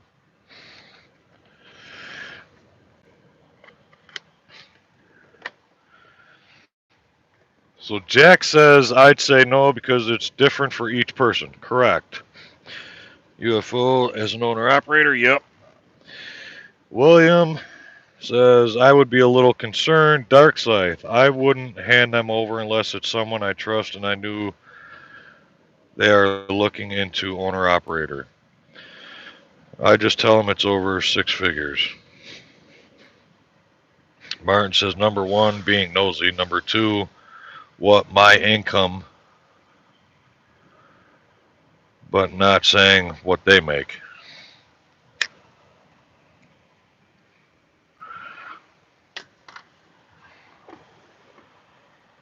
Kendall says, I would do it. Okay, so we got a mixed bag. David says, I'm freshly new to trucking, but no. All right, so we got a good response out of this. I'm glad there's kind of a mixed bag. Kendall, you kind of threw the wrench into things. I feel concerned in a sense this person might think I don't know I'm doing. Okay. Now, say for example you knew the person very well and they were asking for the same credentials. Here is here's the story. So, and like I said, I understand it, but I, like the most of you, don't feel comfortable with it. I don't feel comfortable sending somebody anything financially. Now,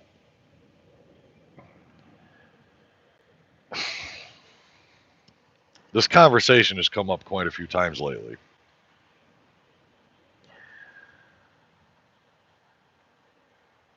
I don't know what it is that really rubs me the wrong way, but for somebody to ask me something like that, like I said, to Will, I'm like, that is rude. That not only is it rude, but it's like, I don't know if I can come up with the right word about it. So, person think I don't know what I'm doing. I would rather do it in person. Well, first of all,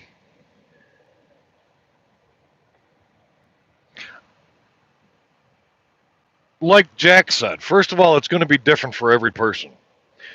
And somebody, the money that I'm making, somebody might be able to come in here and make more money than me.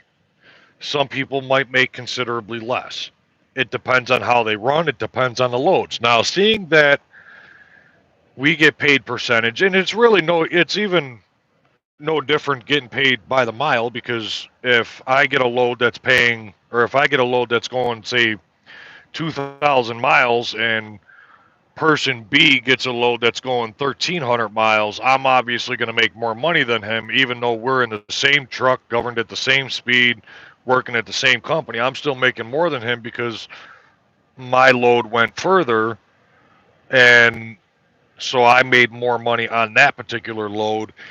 And getting paid by the mile, somebody might do 3,000 miles for the week when you did 2,300. Obviously we're getting paid the same amount, so I still made more than you did. It's really no different if you're getting paid percentage. If I do a load from where I'm at going to Texas and it pays me $4,000, when driver B gets the same load and it's paying 3,200, to go to a different location or whatever, I still made more money than him, or vice versa, however you want to look at it.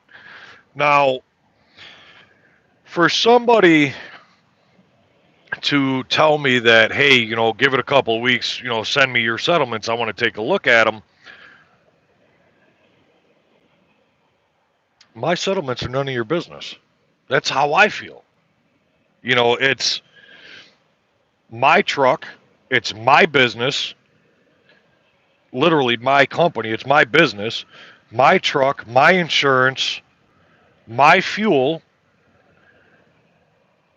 my expenses have nothing to do with you. And if the way I look at it is, if you want to know what it's like to be an owner operator, then take the same steps I did. You can do the same exact thing that I did. Save up 10 grand, put it down on a truck, come up here to MGR, do all the paperwork, do all the BS that, I've gone through, and you'll know. Now, the thing is, it'll give you, I can give you my settlements, but all that's going to do is give you an idea as to what you can potentially make. Now, you don't need my settlements in order to know that number. If you want to know what you can potentially make, all you have to do is call up MGR and say, hey, I want to do this, this, and this. What can I possibly make? And they'll tell you. Now, we don't get paid by the hour.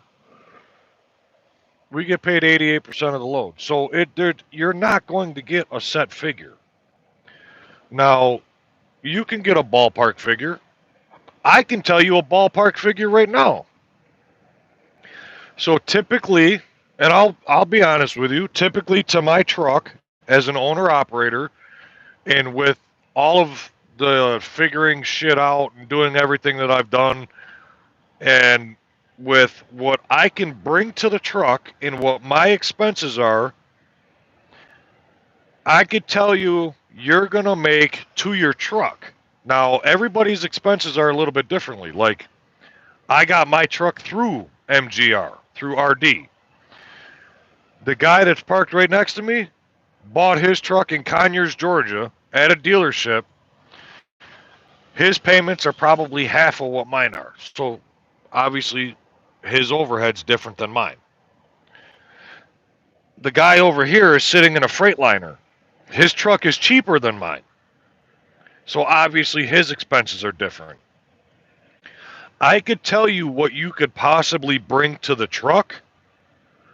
I don't know what your expenses are going to be, and your take-home pay is going to vary depending on what your expenses are. Now, as an owner-operator, you're going to probably do somewhere along the lines of, I'd say, anywhere from $7,000 to $13,000 a week to the truck. And then as far as what your expenses are, it depends on how you do it. It depends on what you do. Depends on what truck you get. Depends on how much fuel you spend. So, like I said, if you average, I'd say on the low end 7, on the high end closer to $14,000 in the week. Um, figure out what your expenses are and go from there.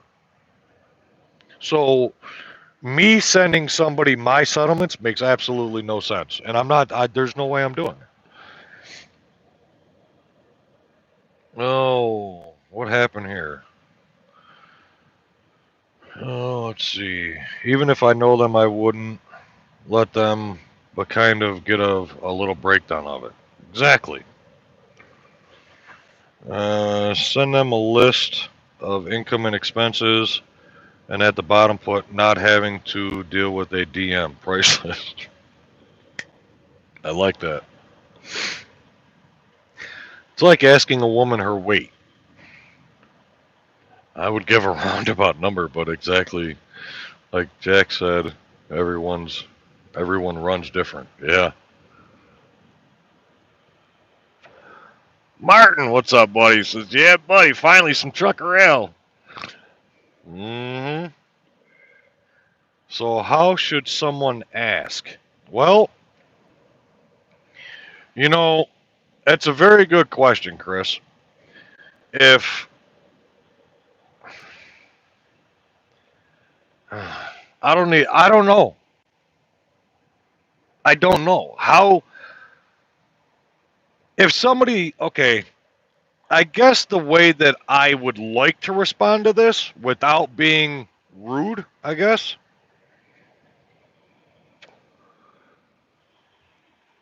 How much, I mean, I guess if somebody was to come to me and say, hey, how much can I possibly make as an owner operator?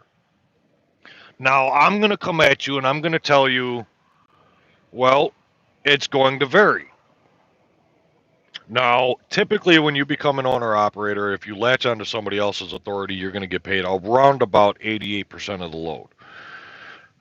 That's typically the going rate as of right now, as of quite a while. Now, if somebody was to come at me and generally say, hey, you know what, I'm thinking about becoming an owner operator, I'd like to know what the potential figures are. I would very simply say there's so many different variables, it's hard to come up with a number. So, like I said, between your truck payment, everybody's truck payment is going to be a little bit different. Depends on what truck you get. You're not going to get the same exact truck that I have with the lowest miles as I have. And so each truck payment is going to be different. Insurance is going to be different. Do you have a DWI? Do you have accidents on your license? Do you have tickets? Um, a lot of those things come into play.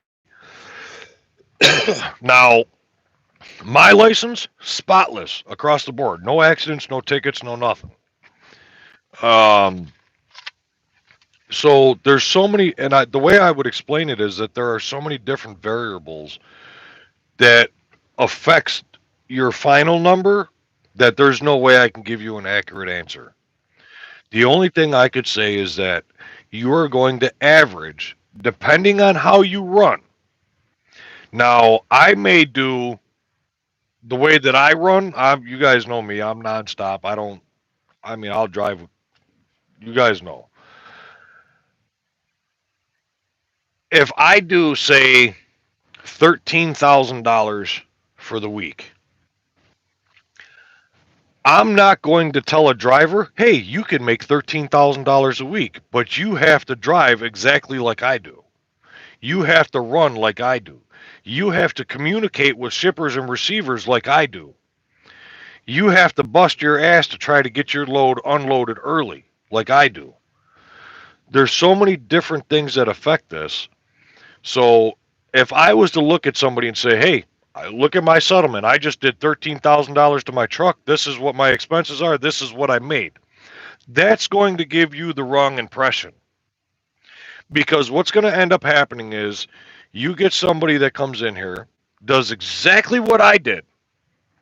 You put down the money on a truck, you get a nice new truck, You're out running your loads, and for some reason, you made $6,000 to your truck. You have the same amount of expenses, and now you brought home, say, 2 grand. When I brought home, say, 9 grand. You're going to be sitting there scratching your head like that son of a bitch lied to me. I'm not going to do that to somebody because I'm just going to look at you and say, okay, well, how many times did you stop? How many times did you stop to take a piss? How many times did you take a shit? How many times did you stop to get a drink? How many times did you stop because you were tired? Um, there's a lot of different things that a lot of these drivers do out here that affect their pay, and they don't even realize how much it affects them. And like, I need water. All this talking. I used to tell my students this at CR England all the time. Think of it like this. Every single time you stop, take a half an hour off of your driving. Because what happens is, when you're driving down the interstate, say you're doing 65 miles an hour, from the time that you turn your right turn signal on to get off the ramp, from the time you hit the brakes, you get off the ramp, make your turn, go into the truck stop, park, walk in, piss, shit, eat, shower, shave, whatever you're going to do, walk back out, get back in the truck, drive back out, get onto the expressway, and get back up to speed, you're looking at a minimum a half hour. Now, if you stop 4 times in a day, that's 2 hours ahead of you that I already am. Now, for those of you that know me, ask April. I can drive, like when I start my clock, I will drive my almost full 8 hours before I need to stop just to take my 30. And I only stop because I have to take my 30. After my 30 minutes is up, I go to 31 minutes just to make sure that the clock reads my 30 minutes. 31 minutes, my tires are spinning. And I run the rest of my clock out. And I already have a plan as to where I'm going to stop. That's how I run. Now you turn around and tell a driver, hey, this is what I made, this is what you can make. The only way you're making that money is if you run exactly like I do. So for me to give you my final numbers, it's not going to do nothing but hurt your feelings. Now, as an owner operator, you're getting, like I said, you're getting paid 88% of the load. I couldn't give you an exact figure on my best week. Only because, like I said, if I do a load leaving Chicago going to Texas and it's paying me, say, $3,600, you may not get a load out of Chicago. You may get a load going from Chicago to Indiana that's paying 2 grand. So I'm already ahead of you. Or vice versa. I go to Indiana, made 2 grand. You go to Texas and made 4 grand. You made more than me. So to me, my expenses are my business. What I pay for my truck, what I pay in insurance, what I pay in fuel, what I pay in IFTA, what I paid for my taxes, what I put away, for my personal taxes. That's my business. I just don't understand how knowing what my expenses are, how that helps you. Because your expenses are going to be different than what mine are. Like I said, you're not getting the same truck. Your insurance might be a little bit different, depending on your license and all that crap. Your fuel is definitely going to be different. And what you're getting paid for the loads are going to be different. My expenses are nobody's business but mine. So, I mean, to me, I look at it when somebody comes to me and says, hey, I want to see your settlements. I want to see exactly what you're doing. I find it insulting. That's a good word for it. Insulting. Let's see. I'm drinking it right now. Coffee. Yeah, definitely need coffee. April here with the French vanilla. I had my Dunkin' this morning, and I think that's another reason why I'm sleeping better is because I'm actually drinking a hell of a lot less coffee than I was when I was at home. Let's see, I get 72% with the company I am at now. Now, see, William, that's another difference. That's a big difference. And this is what a lot of people don't understand. Okay, you're getting 72% with the company that you're at. Now, let me ask you this. Are you running company freight or are you running off the spot market? The pay difference between company freight and spot market freight is huge. Spot market freight is on average double what company freight is. So I'm getting paid 88% of the load for a load that is double the price of what you're getting paid 72% of. And different state tax, Al in New York, so he will get hit hard. Yeah, well, that's going to change soon. Yes, each state taxes are different. Yep. And I'm sure, like I just said to Will just a little while ago, I'm sure I'm going to get my first tax bill, and that's going to be my cue out of New York. So April better be ready. Now I changed my mind. I would not do it. Uh-oh. Kendall, what did I say to change your mind? Oh, you wouldn't. Okay, I got what you're saying. You wouldn't send them. I got it. Yeah. I try not to stop. I have to take the 30. Or till I have to take the 30. Mm-hmm. That's me.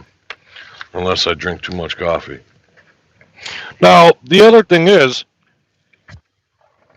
I mean, as a company, I guess that was the way that I was trained, was, to run that way. But, I mean, April knows. I would run that way and I didn't even have to. And, I mean, say, for example, I got a load that was going 1,600 miles. I would run my ass off.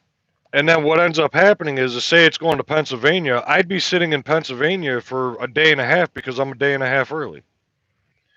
When had I just slowed down, maybe stopped, I didn't have to, torture my body by sitting in the truck for 8 hours straight or whatever. I didn't really need to run 650 miles, yesterday. But that was where the whole hurry up and wait comes into play. Is that I would get the load, get it loaded, and I'm gone. I'm see ya. And then I'd end up at the receiver or at a truck stop sitting for a day and a half because I don't unload until, a day and a half later. But that was just the mindset that I was in. And now, I mean, going as fast as I can in this truck, I mean, hell, I could push 780, 800 miles in a day easily. I don't need to. I mean, unless the load calls for it, but for the most part, I'm not running like that no more. Them days are over. Let's see. Look at the DAT board and do a sim and do 82% of the load and take out truck expenses. Yeah, but there's a lot more than just the truck expense. Um, way more. Not only do you have your truck payment, but you have the insurance, you have fuel, um, you have the road tax, you have tolls. I mean, hell, the list goes on. There are a lot of expenses that a lot of people don't really consider when, doing stuff like this. And the funny thing is that there was a driver. He does a bunch of YouTube videos for MGR. And there's only a couple of drivers I've noticed that actually do it. I think there's only two, maybe three. I'm going to be the next one, but I'm going to do things a little bit differently and take over that side of the market on YouTube. But there was a driver that he did a video about MGR and all that stuff, and there was a driver that was complaining about how he had came here and that he was overwhelmed by the expenses. Now, this was a driver who was a company driver who did no research on becoming an owner operator. He just went from A to Z like that. And, when he found out that he's got to pay IFTA quarterly, he's got to pay for the New York Hut sticker, he's got to pay for the insurance, there's the down payment on the truck, you got to pay for the trailer rental, the insurance in the trailer and all that stuff, all the DOT. These are your expenses. This is part of being an owner. I mean, when you start a business, people don't pay for shit for you. You're paying for it. And he didn't realize that. So once he found out about all the expenses, he said the hell with it and went back to company driving. And, the expenses, it will scare the shit out of a lot of drivers. But, you've got to look beyond the expenses. Look at what you can bring to the truck, bring to the company, and look at what, your expenses are, and then what's left is, what you decide to do with it. Let's even back this up even further. There's things that I haven't even mentioned yet, but even before you become an owner operator, go file for an LLC. Then you got to get your EIN number. Then you get your Duns and Brooks. Then you get your business account. Before you even apply at a company to put a truck onto, there's stuff that needs to be done well before you even apply. And your EIN, your Duns, that's all. I think that was free. My LLC, I don't know the exact price of it, but there was a charge for it. So you got expenses before you even start thinking about it.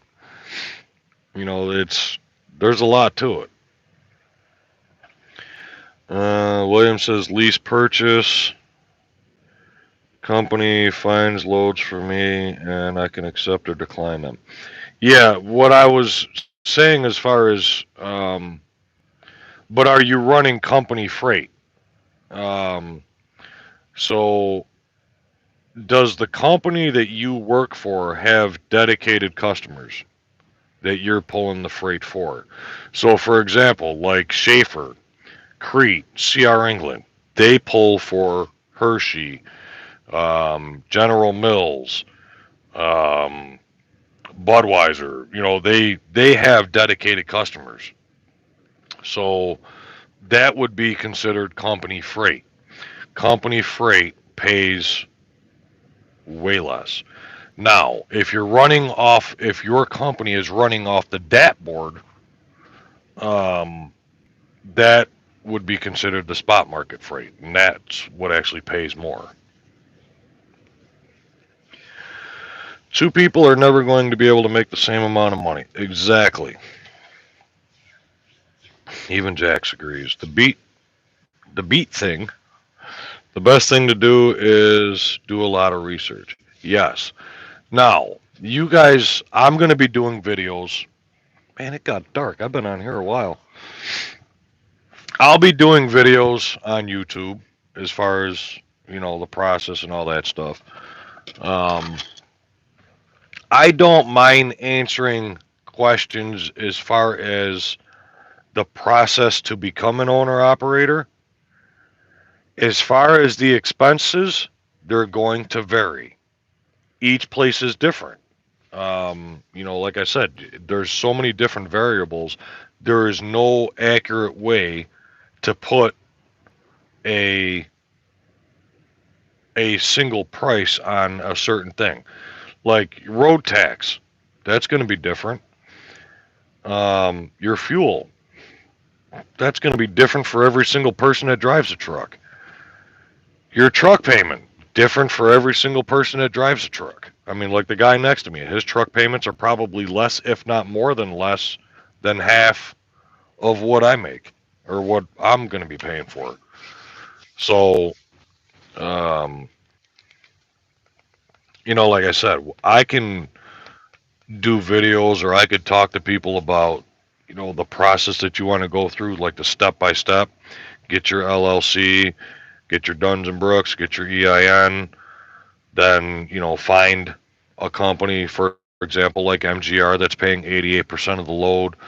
Now, there are so many different ways that you can even become an owner operator. Now, for example, you can go to a used dealer. You can go to a new dealer. You could buy a new truck. You could buy a used truck. Um, say for example, there's a company called Gator Truck Sales out of Pennsylvania, southern Pennsylvania. You can go look at it. You can go buy a truck from them for say $40,000, $50,000.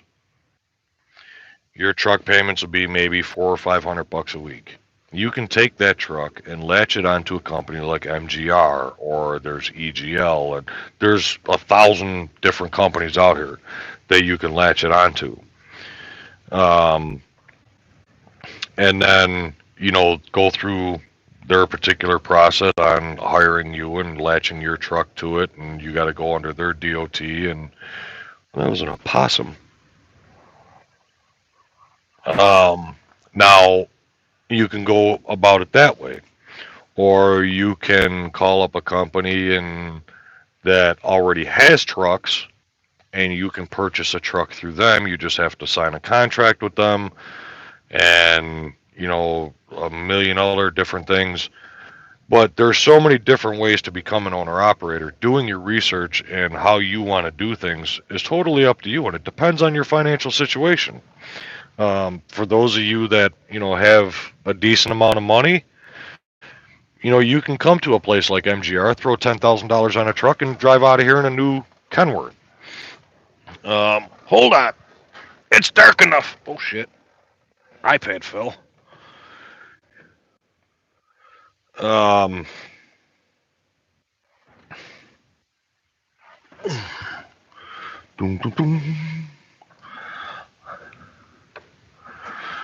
let's put the strip club on.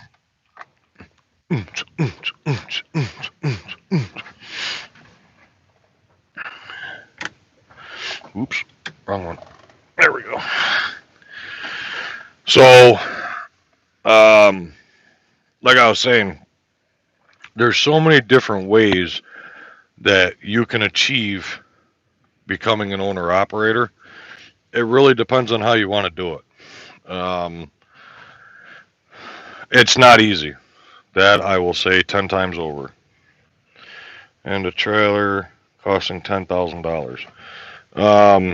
Jax, if you can find me a trailer that costs me $10,000, let me know. I'll buy that thing tomorrow. Let's see.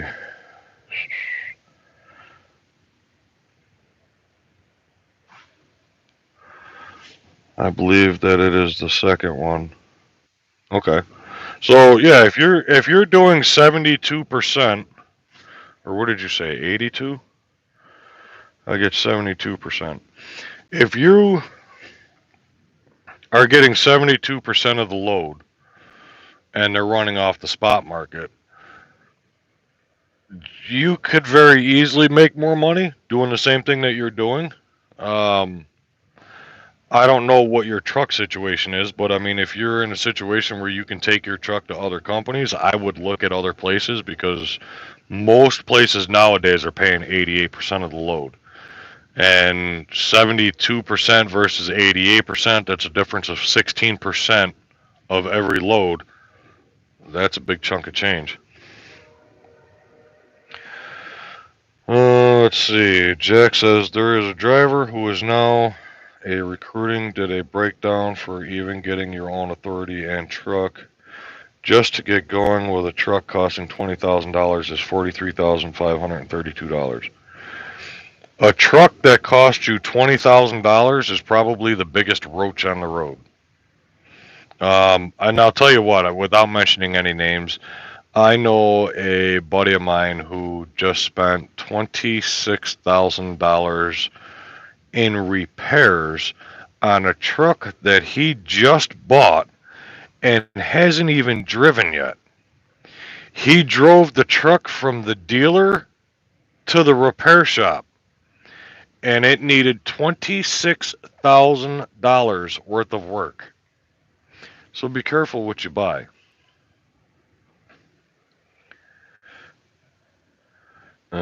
Getting own truck is like buying a house. Fix inside to suit you. Right. Um, Found one for 16,000. Yeah, there's decent trailers out there. I mean, I figured. I mean, if you're going to get a used trailer, you're going to spend somewhere between 16 and 20,000. If you want a newer trailer, you're probably looking at more like 30. But I know, but he just put it that way to get an estimate on everything needed. Yeah, it's not cheap. It's not cheap by any means. I mean, if you're going to do your own authority, that's a whole different avenue, and I am not the person to ask about it. Um, I don't know a whole hell of a lot as to what's involved, but I do know that it is a lot and very, very expensive, and I'm not doing it. I'm not there yet. Now, guys, go back and look at my videos. 6 months ago, if like I told Will, 6 months ago, if you would have looked at me and said become an owner operator, I would have told you to kiss my ass. But yet here I am. So, as far as getting my own authority, I'm not there. I don't, like I said, I don't know if I'll get there, but I'm definitely not there. I'm happy right where I'm at. Yeah. I just looked to see what the trailer cost would be. Yeah, now, you know, the other thing that you guys got to take into consideration, it's not just, okay, let me explain it this way. If you say, for example, we'll use me, say I did $13,000 in a week to the truck, to the business, $13,000.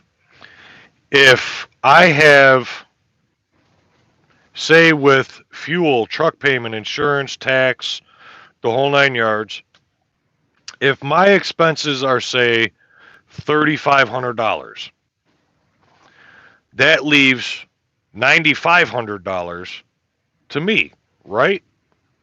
So if I did $13,000, 3,500 in expenses between truck payment, insurance, tax, fuel, everything. If I spent 35, if my expenses are 3,500, that leaves me at about what, 9,500. Did I do the math right?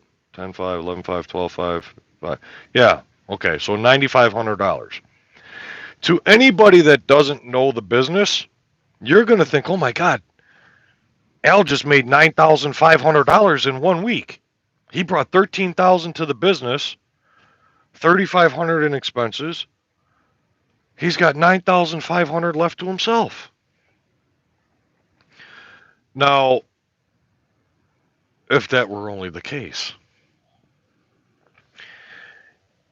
you guys have got to put money into your business for breakdowns, tow trucks. There's so many different things that you got to put away for it. I mean, say for example, if I broke down on the side of the road and I had to get a tire replaced, I'm looking at a minimum $300 to $400 just to get a tire repaired or replaced. I'm looking at about $300 to $400 just for that. If something happens to the truck and I need it to get towed, I could be looking at somewhere around $1,500 to $2,000 for a tow truck, depending on how far they got to take me. So this is stuff that you got to put away for. I mean, if I blow the motor in this truck, it's going to cost me about $25,000 to $30,000 to replace the motor in this truck. Me, I'm not a company driver. I can't just have the truck towed to CR England and say, hey, I need a new motor. Doesn't work that way. If I blow this motor, that's $25,000 out of my pocket. This is stuff that you got to put away for. The other thing that you got to take out of that are state taxes, federal taxes. Now, of course, like April said, I'm in New York. I'm getting it shoved up my ass dry. So that's why I said I know that I'm going to get my first tax bill and I'm going to be out of New York. I see that happening. Oh, let's see. I'm also looking into MGR to see if I would like to drive for them. All right. Well, let me know if that is, and before you make any phone calls, I can get you the information. And now here's the deal. For anybody that uses my name, I mean, I'm not. This isn't the video, but I'm just a heads up. For anybody that uses, if you guys decide that you want to come to MGR as a company driver, as an owner operator, for anybody that uses my name, I will give you $300. I will cash app you $300 after you get hired on. So just a heads up. I mean, so for those of you that are coming over here, if you're kind of low on funds, there's $300 for you. You know, once you get hired on. Once you sign the paperwork and you're hired on, then I'll cash app you the $300. This way, you guys. The reason why I'm doing that is, I mean, yes, I do get a referral bonus, but the reason why I'm doing that is because I have seen it firsthand, and I know a lot of drivers who come into this business and they're broke, and which is fine. I'll be the first to tell you, I came into this business, I was broke. I sold everything I owned just so I had enough money to survive out on the road until I started getting paid. So I know what it's like to, do something different and, be limited on funds. So I figured $300 will get you at least a week and a half, maybe even 2 weeks, depending on how you spend your money, worth of, food and showers or whatever you need. So, like I said, $300 is my rate. Now, yes, it is a lot. My hubby's boss wanted to have me or have a breakdown on everything needed. Yeah. Trucker L is an owner op again, not in a red Freightliner, not for Crete. What? Yeah, Eric. It's been a while, huh? I've been talking about it here and there, but it got to the point where I had to make the move. I had to change some things. He wants to go into business with me to help me get started. Then a few years, I totally own it 100%. Jax, message me on Facebook, and we could talk a little bit more about that. Hey, Al, did you get a shot? Hell no. The way I love Kentucky tax. Oh, that's why I love Kentucky tax. Yep. Anything's better in New York, except for California. California's about the same. I think it's a little bit more, but no. Nope. Hey, that's a good question. How many of you has got your Fauci ouchie? Is that what they call it? Your vaccination shot.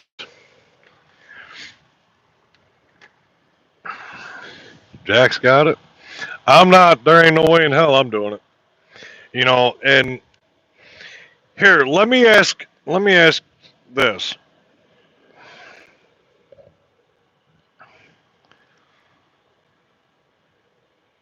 You mean the GPS shot? Yeah, no shit. Eric, fuck the shot. Who knows they're putting in that thing?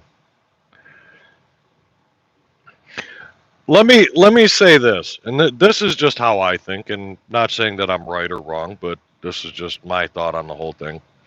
Is the flu has been around for how many years? Cancer has been around for how many years? All these different viruses have been around for years, and there's no vaccine for it. Now, how many people do you know? And I know every single person on here and every single person in the world. How many people do you know that have gotten the flu shot and within a week ended up sicker than a dog, sicker than hell, puking shit in the whole 9 yards, right after getting the flu shot? But like I said, you got all these viruses that have been out for years. They can't find a cure. They can't find a vaccine for it. COVID came out a year and a half ago. And, well, hold on. I take that back before somebody rips me apart on that one. COVID's been around for years. It's just now all of a sudden brought out and it is known to people. And all of a sudden, these scientists and these medical people came out with a vaccine in less than a year. I don't believe it for a minute. Yeah, AIDS, there's a million viruses. AIDS, flu, you name it. I mean,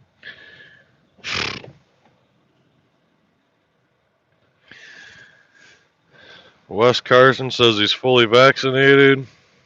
I'm with you. The hell I'm getting. Fuck these. Well, I got the Pfizer shot. AIDS is a virus. First time I got the flu shot, I never did. I didn't get my shot, and I am not getting one. Only time I ever got the flu was the year I got the shot. Yeah. But one other time I did get sick. See, I mean, I just don't trust it. I mean, I've heard both sides of, the whole thing. I mean, I know people who have gotten the flu shot and nothing, they had no feeling other than a sore arm or whatever, and they were perfectly fine. I know people who have gotten the shot and ended up in the hospital for 3 weeks. I have heard, not that I know, because personally I don't know anybody that has died from COVID yet, but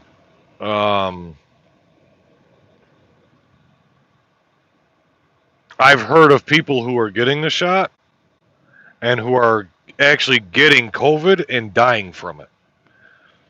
So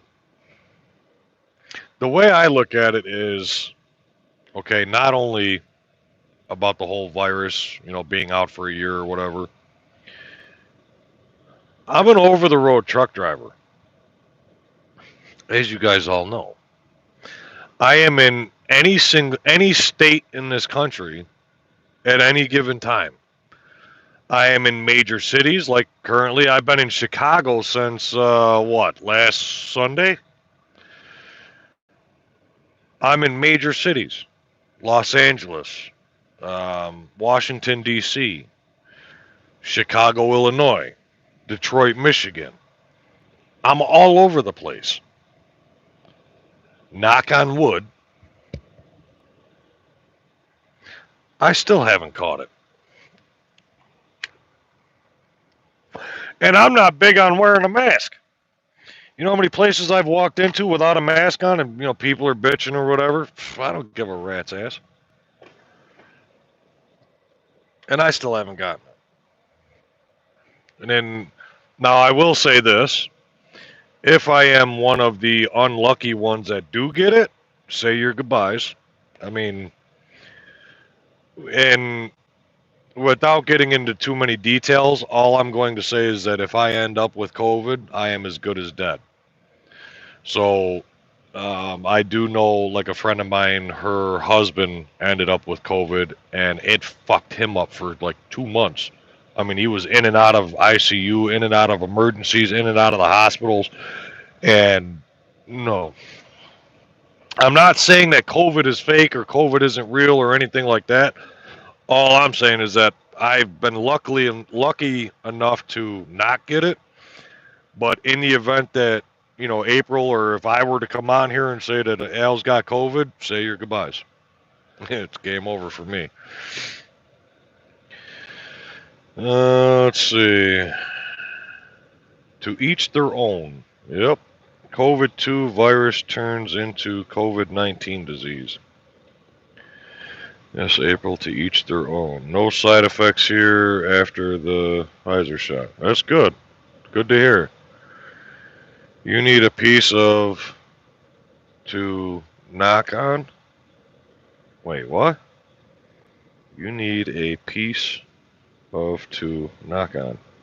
Oh, piece of wood? Yeah, that's what I said. My mom, stepdad, and hubby got the J&J. None of them got sick. Me, I have been sick since April 23rd, and I'm just starting to get better. Oof. Yeah. No, I'm not. I don't believe in it. As far as the whole vaccine shit, I know a lot of people think that it's like a GPS device and stuff like that. My thing is, this whole thing is all new. Nobody knows what the long-term side effects are. For everybody that has gotten a shot and think that, I haven't gotten sick, or I got the shot 2 months ago and there was no side effects. That's great. You don't know what long-term of what's going to happen 10 years from now. What's going to happen 15 years, or what's going to happen in 2 years from now. You have no idea how that shot's going to affect you because it hasn't been out long enough. I mean, you don't know what it's going to be in 2 years from now. The shot hasn't even been developed for the last 2 years. I have no trust in it at all.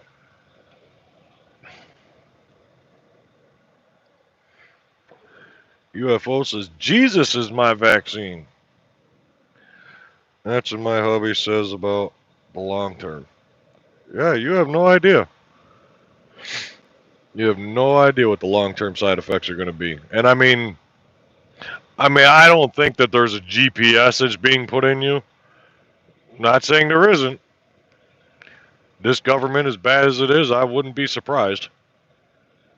I mean, hell, we got a president now that doesn't even know the Pledge of Allegiance.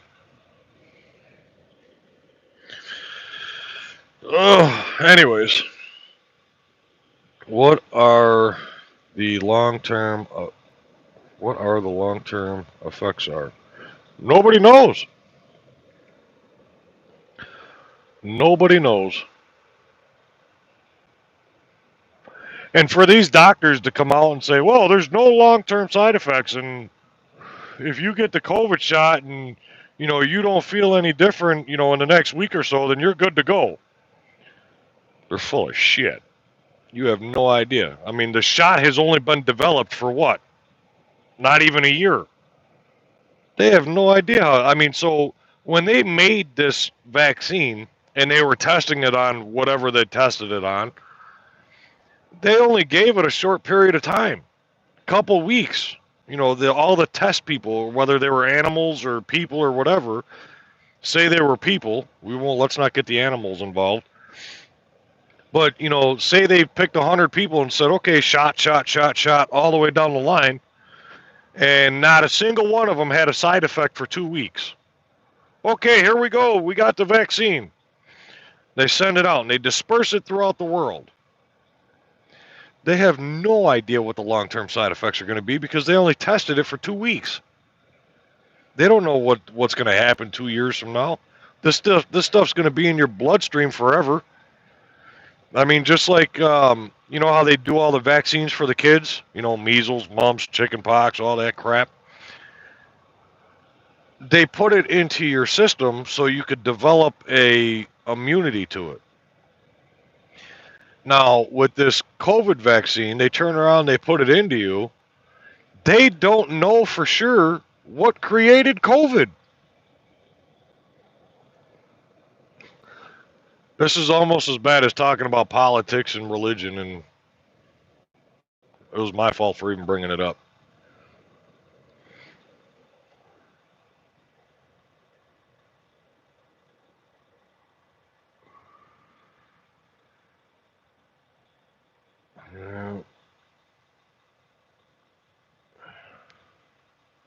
senile old son of a bitch.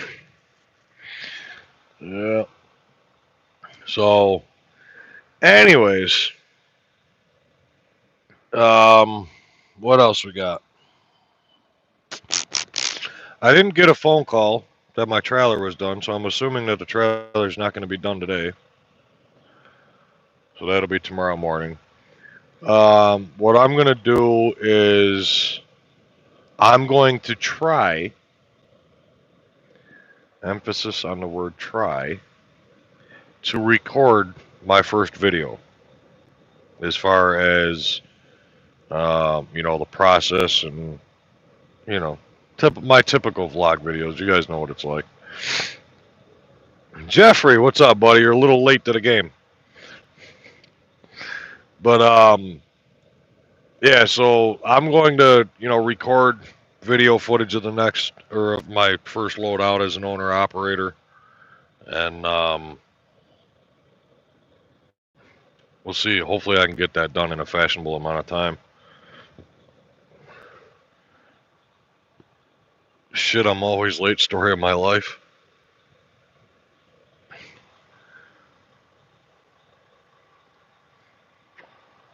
How does the trailer dude still have a job? Did I miss something? Anyone ever see the video of him falling up the jet stairs? Yeah, I'm sure everybody in the world has seen that guy falling up the stairs. You ever watch TikTok? It's all over TikTok. Al is a talker. No, I don't know, maybe. Some people say I'm actually quiet.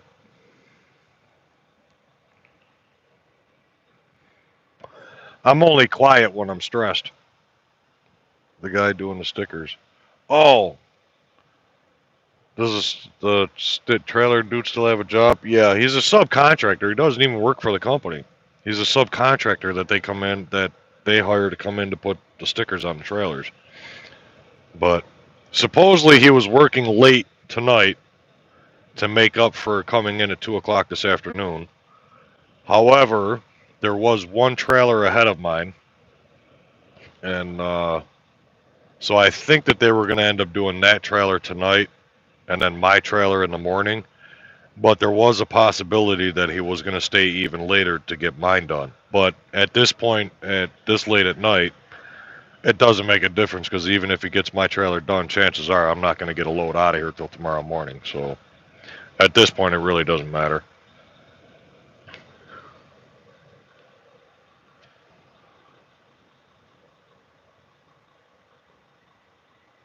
Al quiet, laughed my ass off.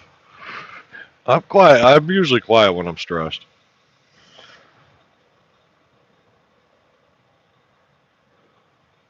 I like the one on the golf hitting Sleepy Joe in the back of the... Yeah. I like the Mario Kart one. And that's all I'm going to say about it. The one, somebody did a video where Mario Kart was going up and threw the bananas out and Joe slipped. That was fucking hysterical. I laughed for 3 days on that one. Yep. Alright, guys. So we're going to kill this video here.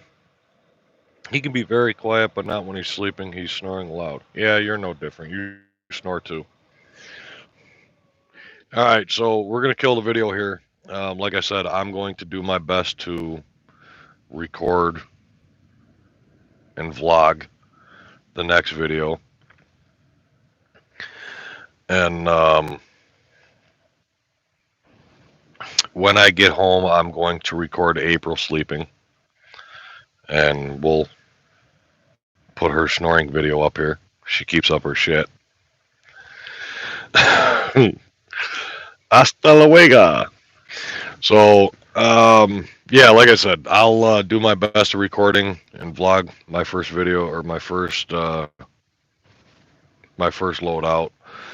And like I said, if you guys have any questions at all, I mean, if you guys are looking into becoming an owner operator or anything like that, and you guys got any question at all, reach out to me here.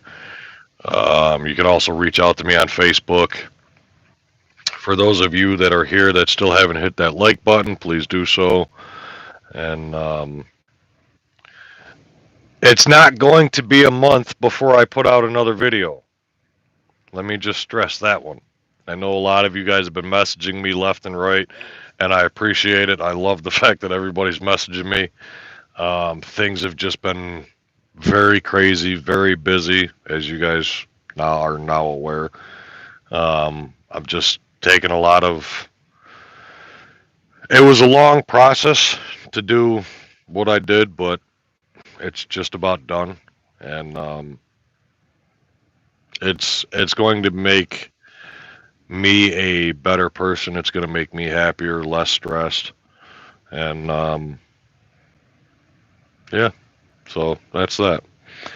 So thank you for everybody that came in here. Appreciate everybody. I appreciate every one of you guys, and I'll see you in the next one.